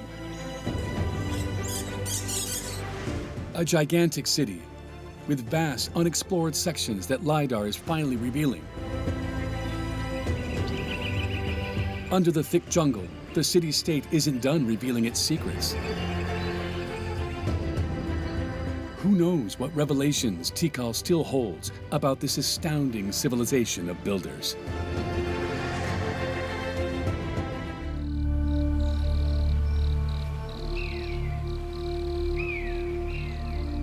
Some 45 kilometers from Mexico lies the birthplace of the gods, Teotihuacan.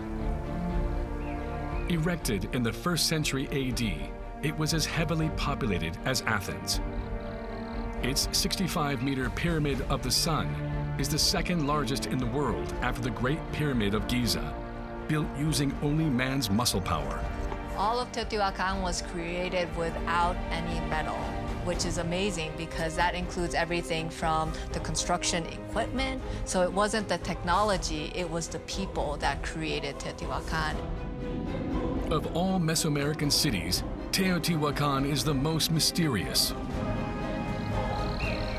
It was the stage of thousands of human sacrifices. Its unique construction is the work of builders whose identity remains unknown.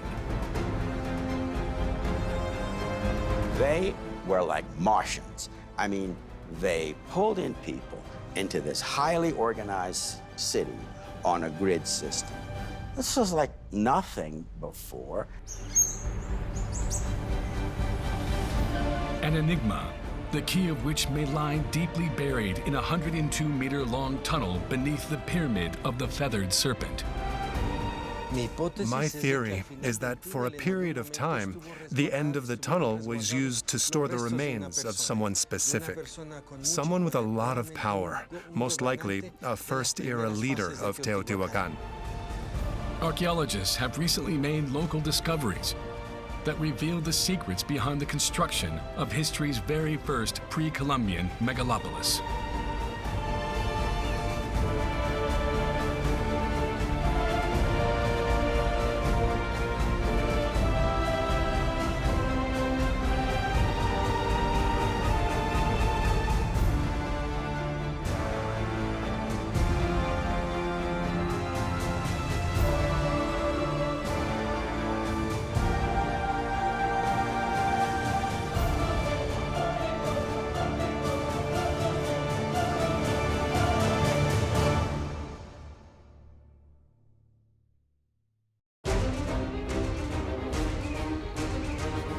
Teotihuacan, a city born out of an incredibly crazy idea. To build the city as a giant cosmogram, a perfect replica of the universe, as a way to reach the level of the gods.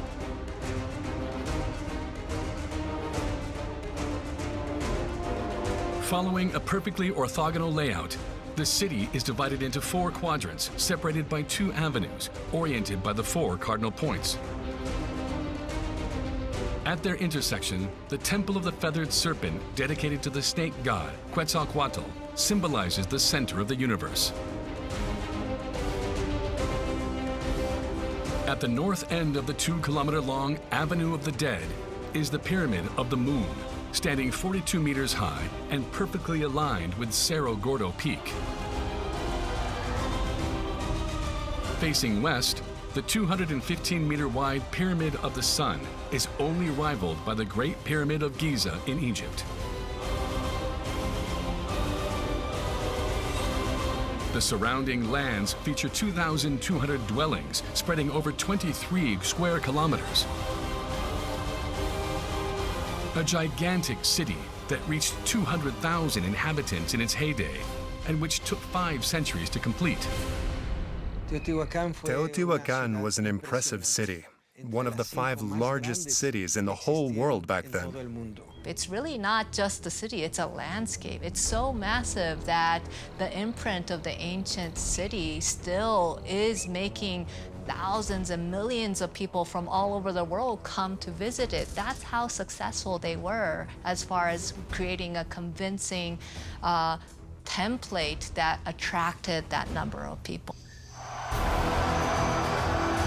The city became a hotspot for worshippers, thanks to its many lavish ceremonies, much like on this night in 350 AD.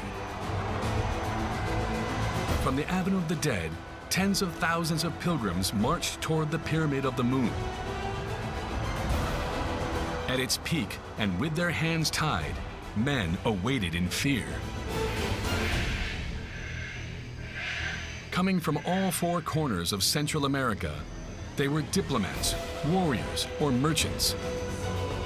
All well-born individuals whose sacrifice was expected to please the gods and consecrate the imposing monument.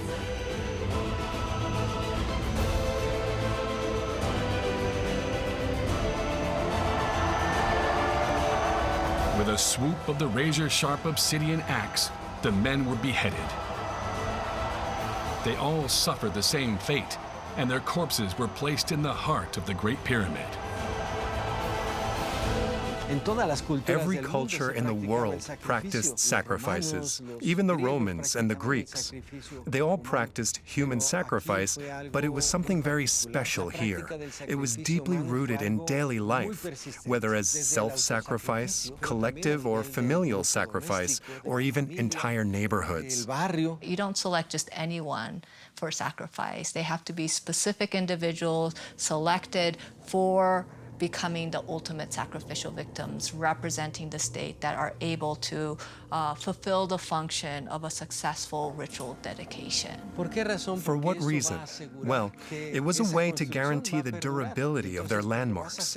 And when they wanted to build a new monument, they had to carry out a new sacrifice. The more they gave, the more they expected to receive.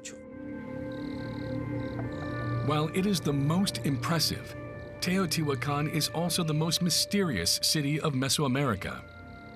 Its civilization left no trace behind, and its true name fell into complete oblivion. It was only centuries after its fall that the Aztecs, standing before such perfection, gave the city the name of Teotihuacan, meaning birthplace of the gods. One question has continued to plague archaeologists ever since. Who built this most incredible pre-Columbian city?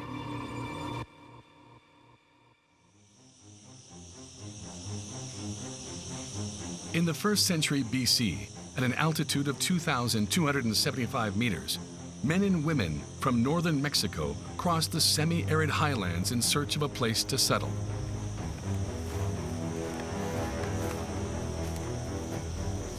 A journey that would lead them all the way to the Valley of Mexico. I believe that there were people back then who were geomancers. Geomancy is a little-known gift. Those who have it are able to determine where a city should be founded. And they moved into the Valley of Mexico, which is a rich, rich valley.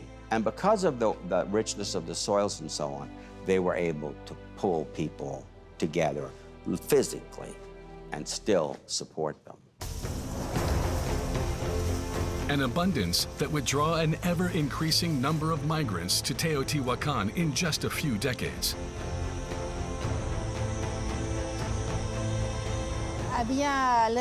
There were between 15 and 20,000 inhabitants, which was already a large colony for that time. And those men and women needed to be fed. So they obviously had to figure out a way to increase the yield of their crops. A soaring population that pushed city leaders to rethink traditional agricultural practices. A food shortage would have clearly been fatal to the young city.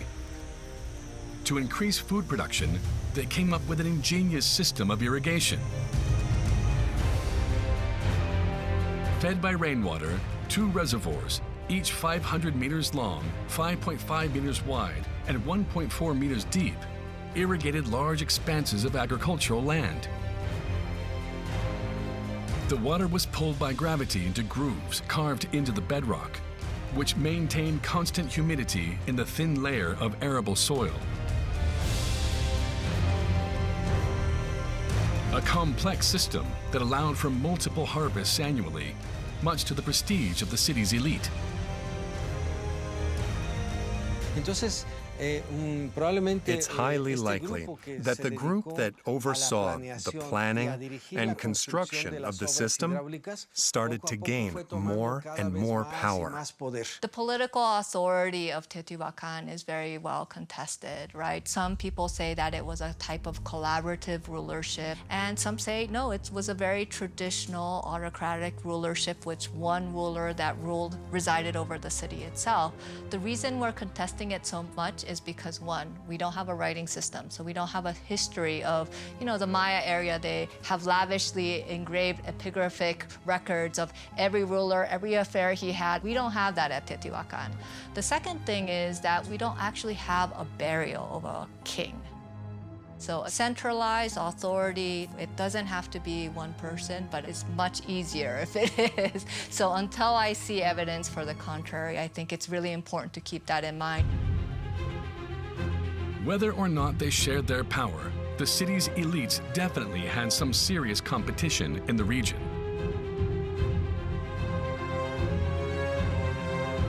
The south was home to the Zapotec Empire and the impressive city of Monte Alban. To the east was the powerful Maya civilization and its monumental cities of Nakbe and Calakmul. And just a day away on foot to the southwest was Cuicuilco, the largest urban center in the Valley of Mexico at the time. And all of these cities were home to monumental pyramids. Religion played a fundamental role in the creation of the world for the ancient people of Mesoamerica.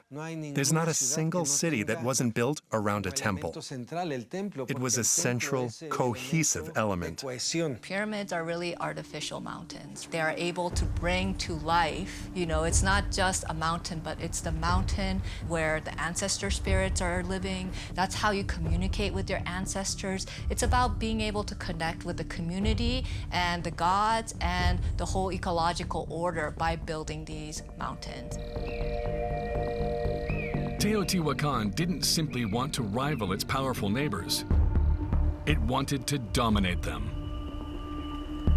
To that end, builders needed to devise a city unlike any other and make Teotihuacan the beacon of a new era.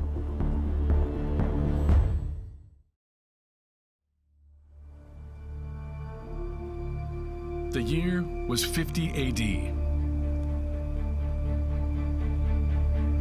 The future city began to take shape around an immense road that was 2 kilometers long and 70 meters wide, the Avenue of the Dead. This central axis then branched into a network of perfectly perpendicular streets and alleyways. A city grid that foreshadowed large modern metropolises like New York City or Beijing.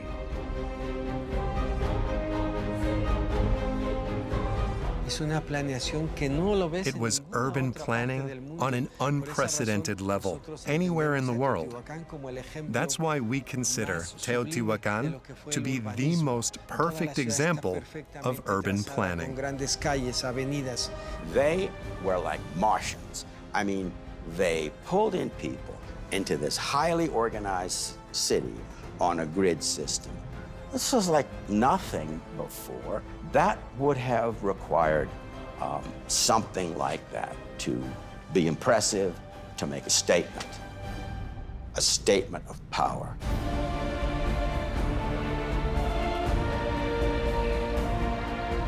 A statement of power illustrated by 3 sanctuaries. The first, at a colossal 65 meters high and 215 meters wide, was the Pyramid of the Sun. With a volume of over 1 million cubic meters, it's the biggest pyramid ever built in Mesoamerica. This pyramid was the megaphone of Teotihuacan. This is what everybody looked towards. No matter if you're a farmer in the hinterlands of Teotihuacan, you saw the pyramid, you saw what was going on, you saw the smoke signal. It doesn't matter where you live. You will identify with the Sun Pyramid. You will be proud to be part of this city so magnificent that it radiates its presence throughout the whole valley.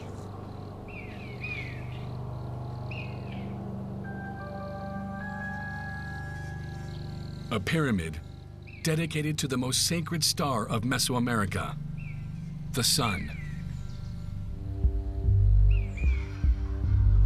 The structure was precisely oriented 15.5 degrees east of astronomical north.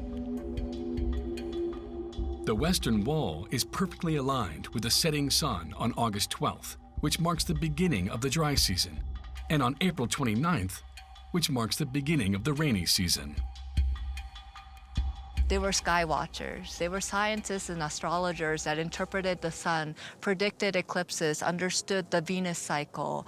And so it's really incredible to understand how meaningful this place was. The exact, movement of the stars and making their time system and so on was astrology. And, in some of these, people say, well, they could predict the seasons and when to plant.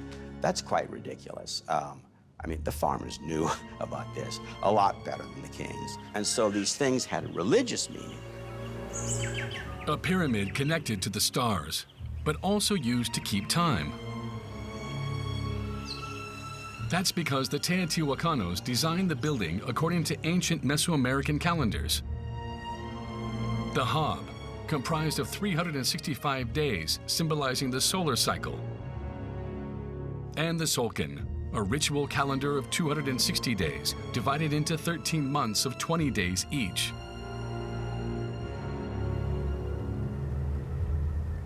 A complex calendar system, which thanks to a recent discovery has also been tied to the unit of measurement used by Teotihuacano architects, the TMU.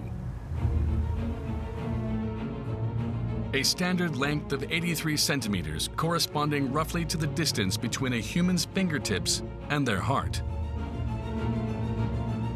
What's fascinating about this measurement unit is that they actually tell us a little bit about how they were able to materialize what they saw into the sky and how they interpret that physically into the walls, the rooms.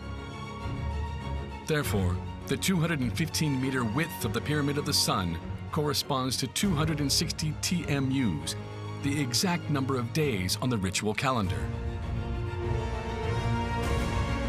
The pyramid was surrounded by a 34-meter-wide platform, bringing its depth to 431 meters, or 520 Teotihuacan measurement units, twice the symbolic number of 260. When I say the Teotihuacanos were ingenious engineers, I'm not kidding. You know, they really were able to not only kind of make it look nice, it actually really made you embody the cosmos by just walking through the city itself. That's what a better way to experience Teotihuacan than embodying their understanding of the whole world works through experience.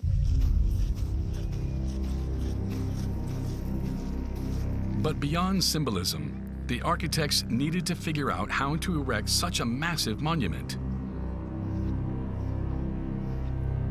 To do so, they relied on an unexpected ally. Popocatépetl, a volcano located 100 kilometers to the south of Teotihuacan, which had been forming the foundation of the Valley of Mexico for thousands of years. An almost inexhaustible supply of volcanic rock was extracted by workers from dozens of underground quarries all around the city. They call it specifically this type of basalt, which is locally called tessontle. And this tessontle has a lot of pores, so it's very lightweight, and you can shape it very easily. So it's easier to carry to you want to build buildings. That's why they preferred this type of rocks. But they were not available on the surface. They had to dig below the tepetate layer. This is volcanic tuff, and this is very soft. As you see here, you can destroy it very easily. And they crushed tepetate to make a base of the floor.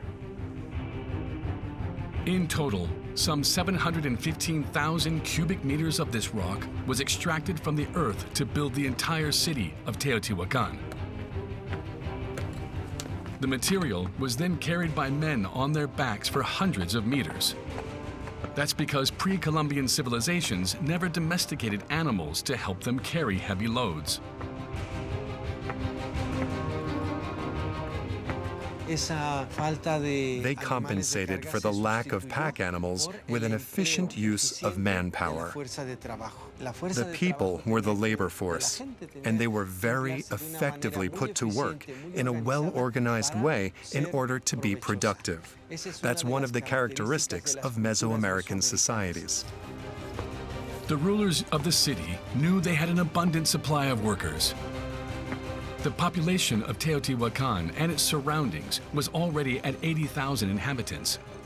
Men from each family were selected to be part of the workforce. Religion played a very important role in controlling the people and the workforce. That's something that had never been seen before. It's very different from slavery, capitalism, or feudalism. Here, you could own tools and land, but they controlled the power of your labor. During the dry season, tens of thousands of builders worked tirelessly on the enormous construction of the pyramid. Such a massive structure could have very well crumbled beneath its own weight. To prevent that from happening, a mound-shaped wall was built around the pyramid. The interior of the structure was supported with a grid of cells made of adobe bricks, a mix of straw and clay. The holes were then filled with dirt and rocks, a process that was repeated layer after layer all the way to the top.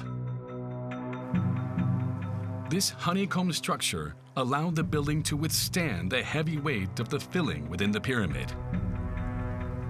Construction cells, they were not invented at Teotihuacan, but in Puebla. And the reason why that technique was developed or invented is unknown, but I suspect that around 50 to 70, there was a huge volcanic eruption of Popocatépetl. And I assume there was a huge earthquake.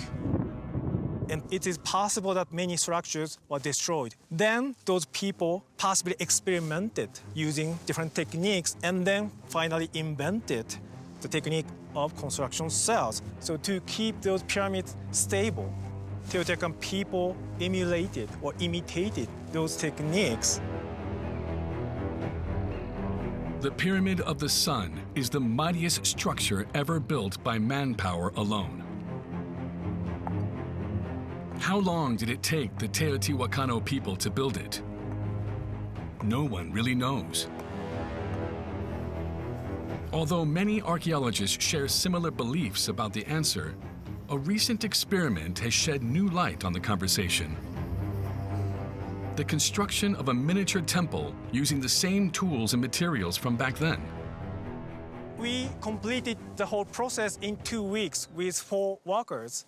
And the most intriguing thing I learned through this process is that we try to keep the walls flat, but actually we failed.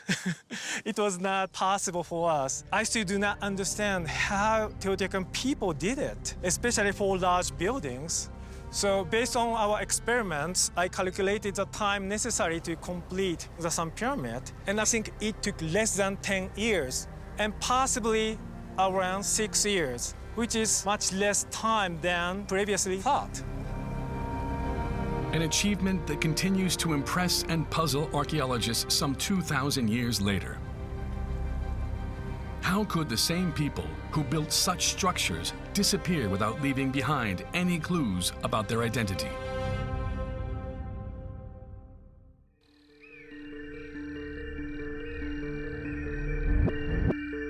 South of the Avenue of the Dead, beneath the Pyramid of the Feathered Serpent, is the second main sanctuary in Teotihuacan.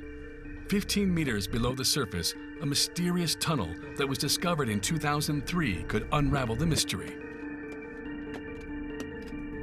Entirely carved out with rudimentary tools, this man-made cavity is covered in a thin layer of mud and follows an east to west orientation. The tunnel stretches over 102 meters. 15 meters from the entrance, a series of 23 walls, each 1 meter thick, were built to block access into the tunnel. The tunnel was sealed 3 separate times, with walls that go from the floor to the ceiling. Then they would destroy the walls to get inside again, but we don't know for what purpose. And then they'd rebuild new walls on top of the remains of the old walls. Later they came back, but for some reason they left without rebuilding the walls. Instead, they filled the tunnel with lots of dirt and rocks. My theory is that for a period of time, the end of the tunnel was used to store the remains of someone specific, someone with a lot of power, most likely a first-era leader of Teotihuacan. Could this tunnel have been the tomb of the Teotihuacan kings? For the first time, archaeologists seem to be close to solving the puzzle. At the end of the first section, which is 65 meters long, the narrow tunnel suddenly drops. The majority of the tunnel's first section was dug about 15 meters below the surface. And this here is deeper. It goes down to 17 meters. I think this whole section must have been how they accessed what we believe to be the most sacred and important spot of the entire tunnel. I believe it's the gateway to the real world, the truth, and the real underworld. An intriguing sparkle in the rock attracts the eye, a phenomenon that's far from natural. The entire tunnel must have been covered with this sparkling mineral powder.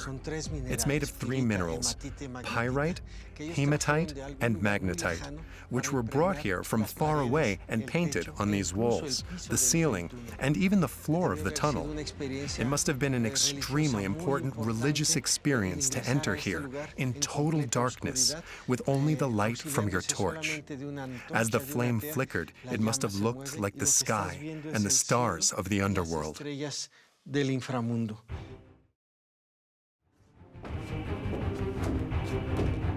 At the end of the tunnel, 3 chambers facing east, south, and north form a cross, the center of which is perfectly aligned with the peak of the pyramid. This imaginary vertical axis is called the axis mundi. There's a symbolic conduit here that connects all 3 levels of the cosmos. The entire world rotates around this vertical axis. What continues to amaze us is how the Teotihuacanos, this deep, were able to precisely calculate how to perfectly align this point with the summit of the pyramid of the feathered serpent. Although no tomb was discovered here, archaeologists did make another incredible discovery. 4 stone statues representing 3 women and a man, all facing the axis mundi.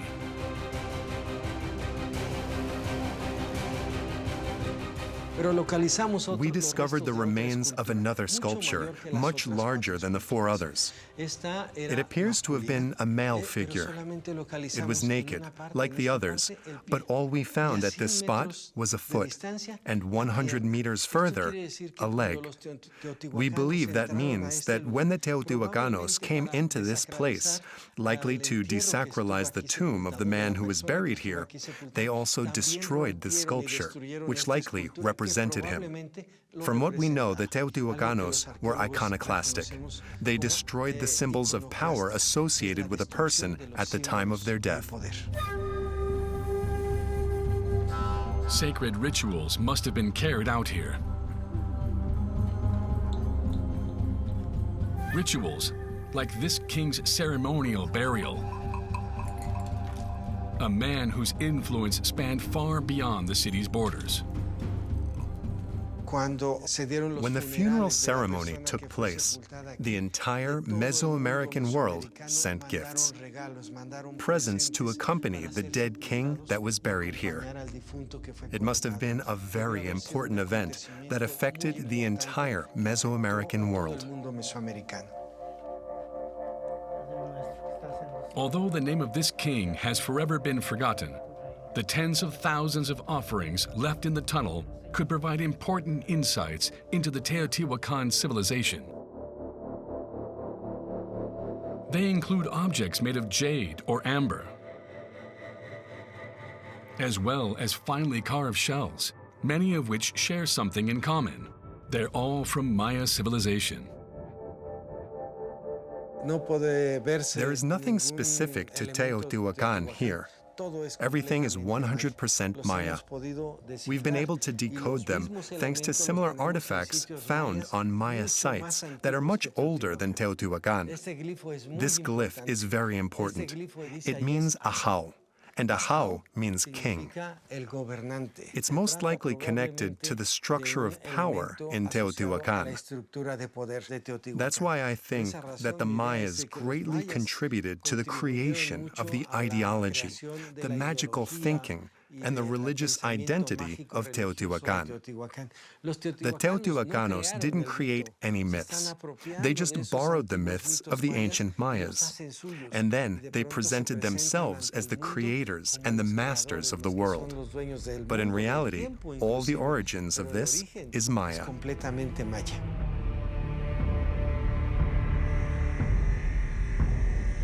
The Mayas. A people long considered to be pacifistic, but who also practiced human sacrifice. Was the Teotihuacanos' insatiable thirst for blood inspired by the Mayas?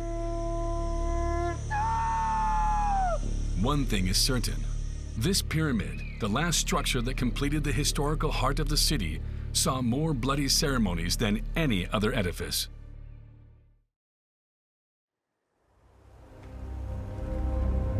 Located at the far north of the Avenue of the Dead,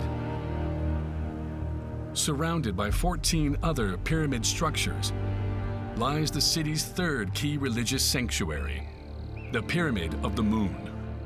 46 meters high, 149 meters wide, and 168 meters deep, it is built on multiple levels connected by monumental staircases.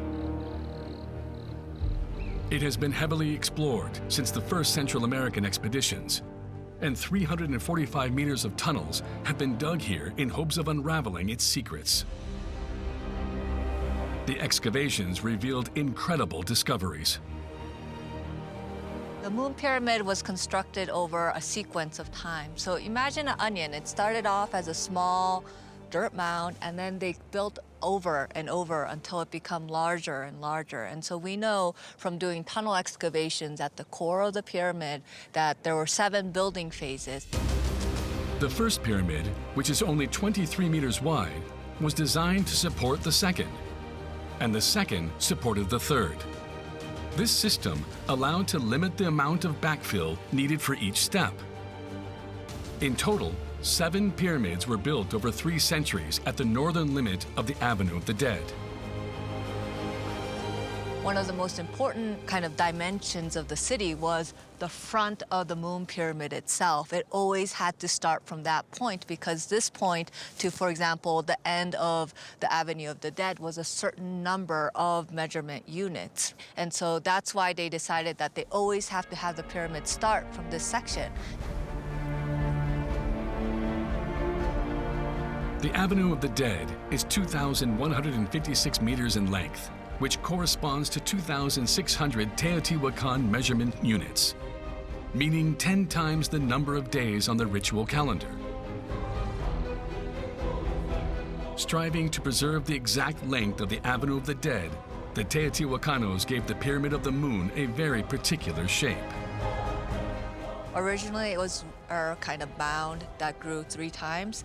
When they build the 4th construction pyramid, it becomes much larger. It becomes what we know as a monumental scale, right? So when they decided to add an adosada structure, that's an annexed platform on top of the main body of the pyramid, they decide to cut the edges of the smaller mound and then build another main pyramid behind it because that front had to be maintained. So they're building over from the front into the back.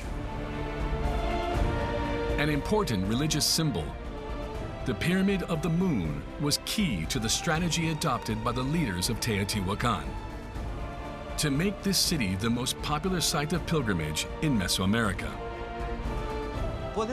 You could consider Teotihuacan the great Mecca of Mesoamerica. That's why we think this large street, the Avenue of the Dead, which is over 70 meters wide, was designed to receive thousands of people from all over Central America.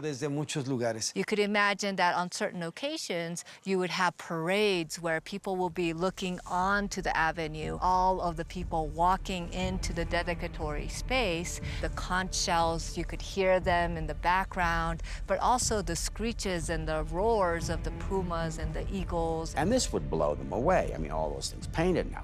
And they would go back and be impressed and take some, Teotihuacan influences with them.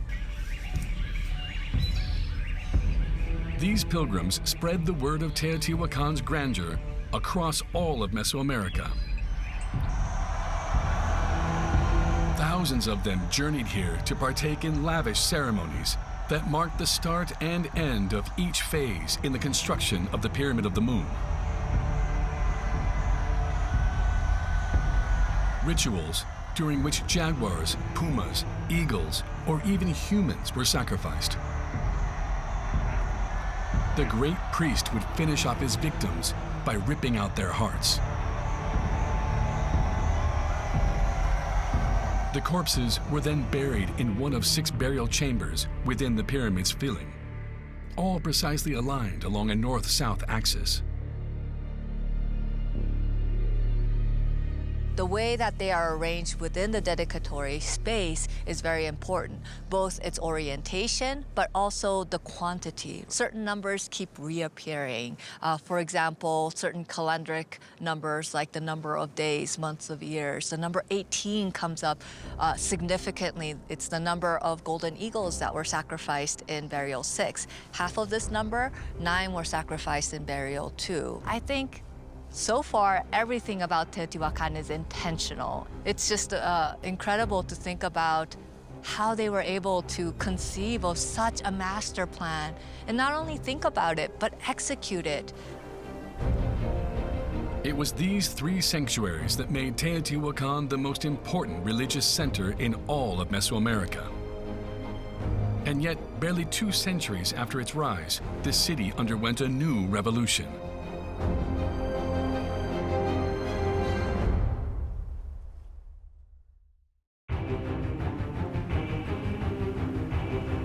In 200 AD, Teotihuacan counted over 150,000 inhabitants, making it the most populated city in Mesoamerica.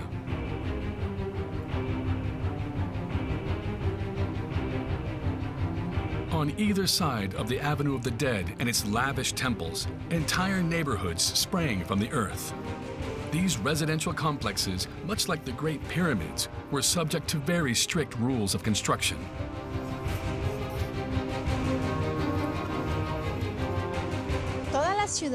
The entire city was built around the cosmovision of Teotihuacan. The 4 cardinal points, north, east, west, south, and also in relation to the sun's position on certain dates. The first city was oriented 11 degrees east of the magnetic north. And when I say city, I don't mean only the main road, the Avenue of the Dead, and its temples. I also mean all of the structures, all of the walls, the entire city. Tens of thousands of dwellings that the new king wanted to tear down as the ruler wanted to impose a radical change to the city's interpretation of cosmogony. Reorient the city 15.5 degrees east of magnetic north. A change that would lead to a large part of the city being destroyed and rebuilt to fit the new layout.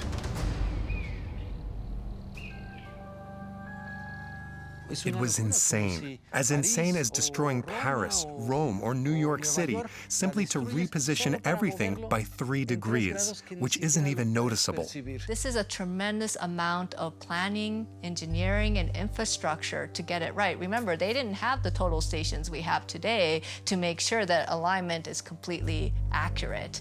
And the people residing in these locations didn't just squat down. And so it's amazing to think about as far as what it took to convince the already settled people to reorient because it's not just reorienting a building, it's reorienting the way that you walk, the way that you have access in and out to the city center and in, right? Getting your way to the marketplace. It orients your daily life in a very fundamental way. How could one king, as powerful as he may have been, impose such a radical change upon his people? The answer lies perhaps within the structure of the living quarters itself, an iconic part of the city.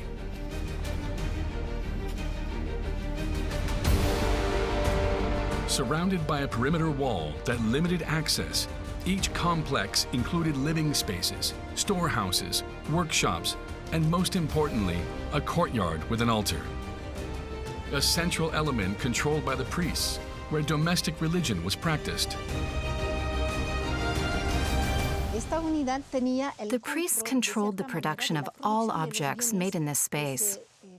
They distributed the raw materials and collected many of the finished products, which then they offered to the city's elites.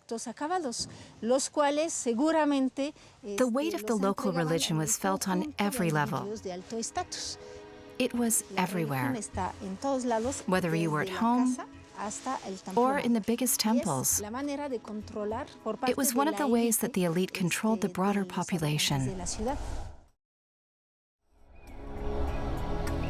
Like the Great Pyramids, the entire city was painted in red pigment extracted from a stone, hematite. In the luxury dwellings reserved for the elite, walls were decorated with ornate frescoes of scenes strictly controlled by the state.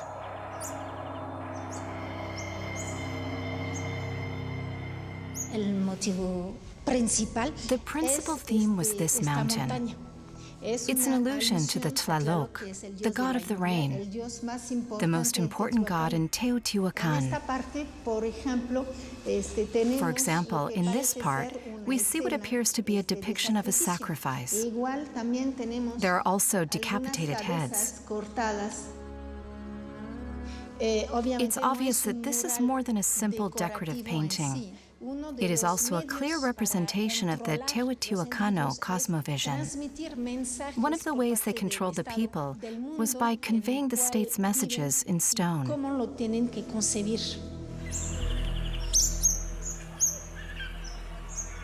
2,200 living quarters spread across 23 square kilometers and overtook land that had once been used for farming.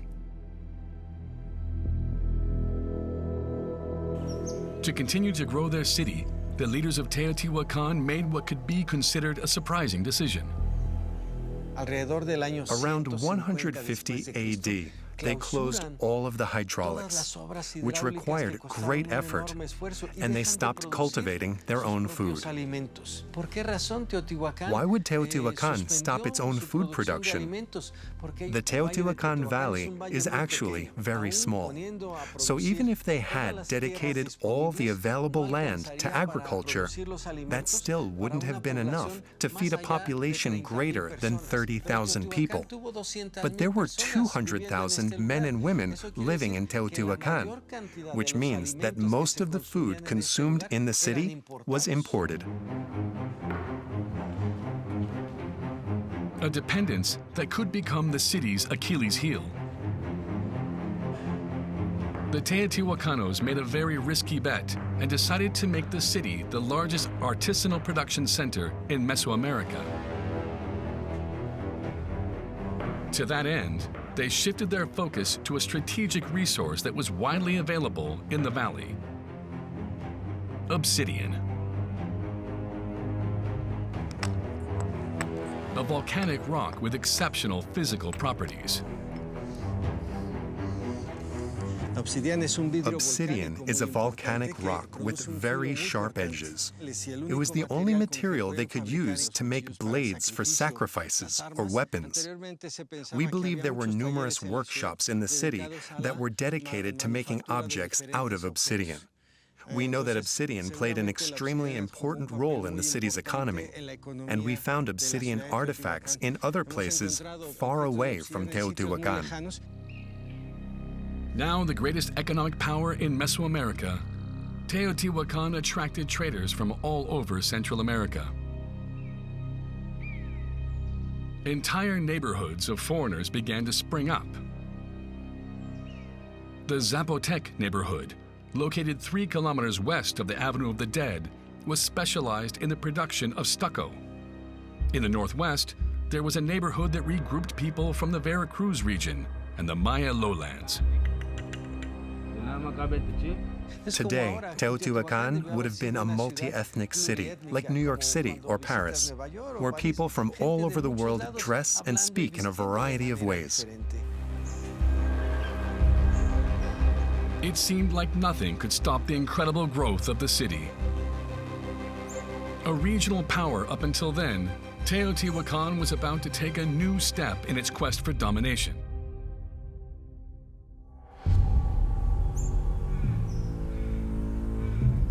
The year was 200 AD. In the Valley of Mexico, Tlaxcala and Cuilco, Teotihuacan's biggest competitors, started to crumble. No one really knows why. And yet, at the same time, construction on a new pyramid in Teotihuacan seemed to mark the end of a battle, of which the city emerged victorious. When the construction of the Pyramid of the Feathered Serpent was set to begin, a massive sacrifice of 260 people took place. It's possible that they were prisoners of war or rival leaders who were brought here and sacrificed. They were placed at the base of the structure, hands tied behind their backs. They were all taller than average. They all had weapons and were adorned with warrior symbols. Did this mass sacrifice signify a change in the Teotihuacan power structure? Built directly above the old tunnel, this new pyramid was dedicated to Quetzalcoatl, the powerful feathered serpent. The feathered serpent brings this emblem of time and the creation of new time on its back. And the way that this was materialized is by embedding a whole military army within the nucleus of the structure where this feathered serpent is meandering on its frontal facade, right? So it's a very powerful message that reflects the arrival of new rulership. A new sovereign had thus taken control of the city. An authoritarian leader whose goal was to make Teotihuacan the first empire of Mesoamerica. The new pyramid was meant to surpass everything that had been previously built. To do so, architects had to adapt a new style: talud tablero. This style uses an inward sloping wall, the talud, to support a vertical slab that's perpendicular to the ground, called the tablero. This technique created significant areas of ornate facades that further served the state's propaganda. The Feathered Serpent Pyramid was very innovative at that time period because of the integration of three-dimensional sculptures with a building. Originally, those sculptures were painted with a lot of different colors, including green, white, black, and also yellow. Usually, Mesoamerican pyramids were painted in just one color. So I can imagine that those viewers were impressed, highly impressed, because they had not seen the same thing before. We think that those Teotihuacan elites wanted to impress people by inventing something new, which is associated with the new order established with the building of this pyramid. Carved out of heavy blocks of andesite, the sculptures seemed to float on the sides of the building, an illusory effect created by an ingenious system. In order to integrate three-dimensional sculpture into the building, they invented a new technology called tenon sculpture. So here we see the serpent head, and this part is called a tenon. In order to suspend the heavy rock, A cantilever on one end of the stone is slid into a hole in the side of the facade. Within the pyramid, a chamber made of heavy stone holds up the sculpture by counterbalancing its weight. So that sculpture does not fall. This was unique in Mesoamerica, and we don't see the same technology before and after Teotihuacan.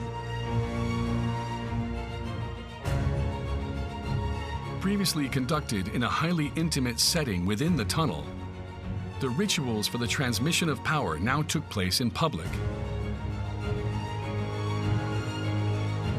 To that end, the Pyramid of the Feathered Serpent was incorporated into an architectural complex of over 160,000 square meters, designed as an enormous stage, La Cittadella. Surrounded by a 9-meter-high platform, this closed, watertight space was made to carry out an incredible spectacle at the arrival of the rainy season. The myth we're told about ancient times, which no one can remember, was that there was only water, only the sea at first. Thanks to divine intervention, a sacred mountain rose up from the sea. That moment marked the start of the calendar and the passing of time. We have proof that the Teotihuacanos flooded the square. It was their way of representing the primitive sea from which the sacred mountain had arisen. More than just a city, Teotihuacan now embodied a myth, the original place where the universe was created. Its influence stretched far and wide, from the Maya lands in the south to the northernmost limits of the Mexican territory. An empire, the size of which would forever remain unmatched in Mesoamerica. Everyone thought Teotihuacan had become the supreme city. The square was huge. According to our calculations, around 100,000 people must have participated in the rituals. We think it wasn't simply a ritual to mark the passing of power among leaders in Teotihuacan.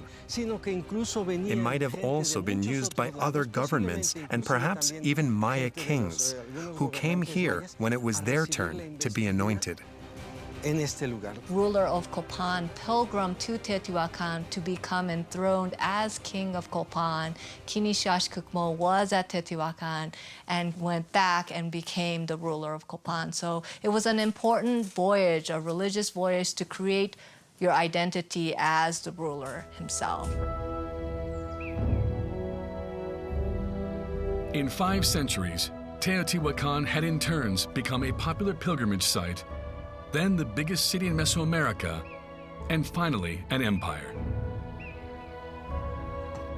A city built by hundreds of thousands of men from all over Central America, all convinced they were carrying out the work of the gods.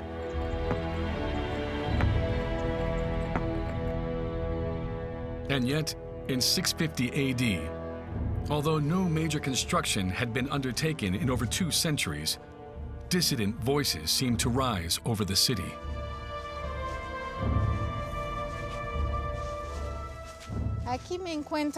Here we're standing at the intersection of multiple streets. You can see the sides of various residential complexes. Suddenly, the roads were made narrower, and surveillance buildings were put into place to control who could access the various complexes. It seemed like the elite were trying so hard to control the lower-class people that the latter probably began to rebel. We think that conflict began to grow between the 2 social classes.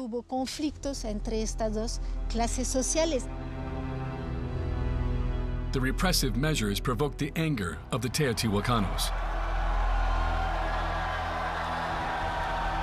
A wave of violence started to spread in the city streets.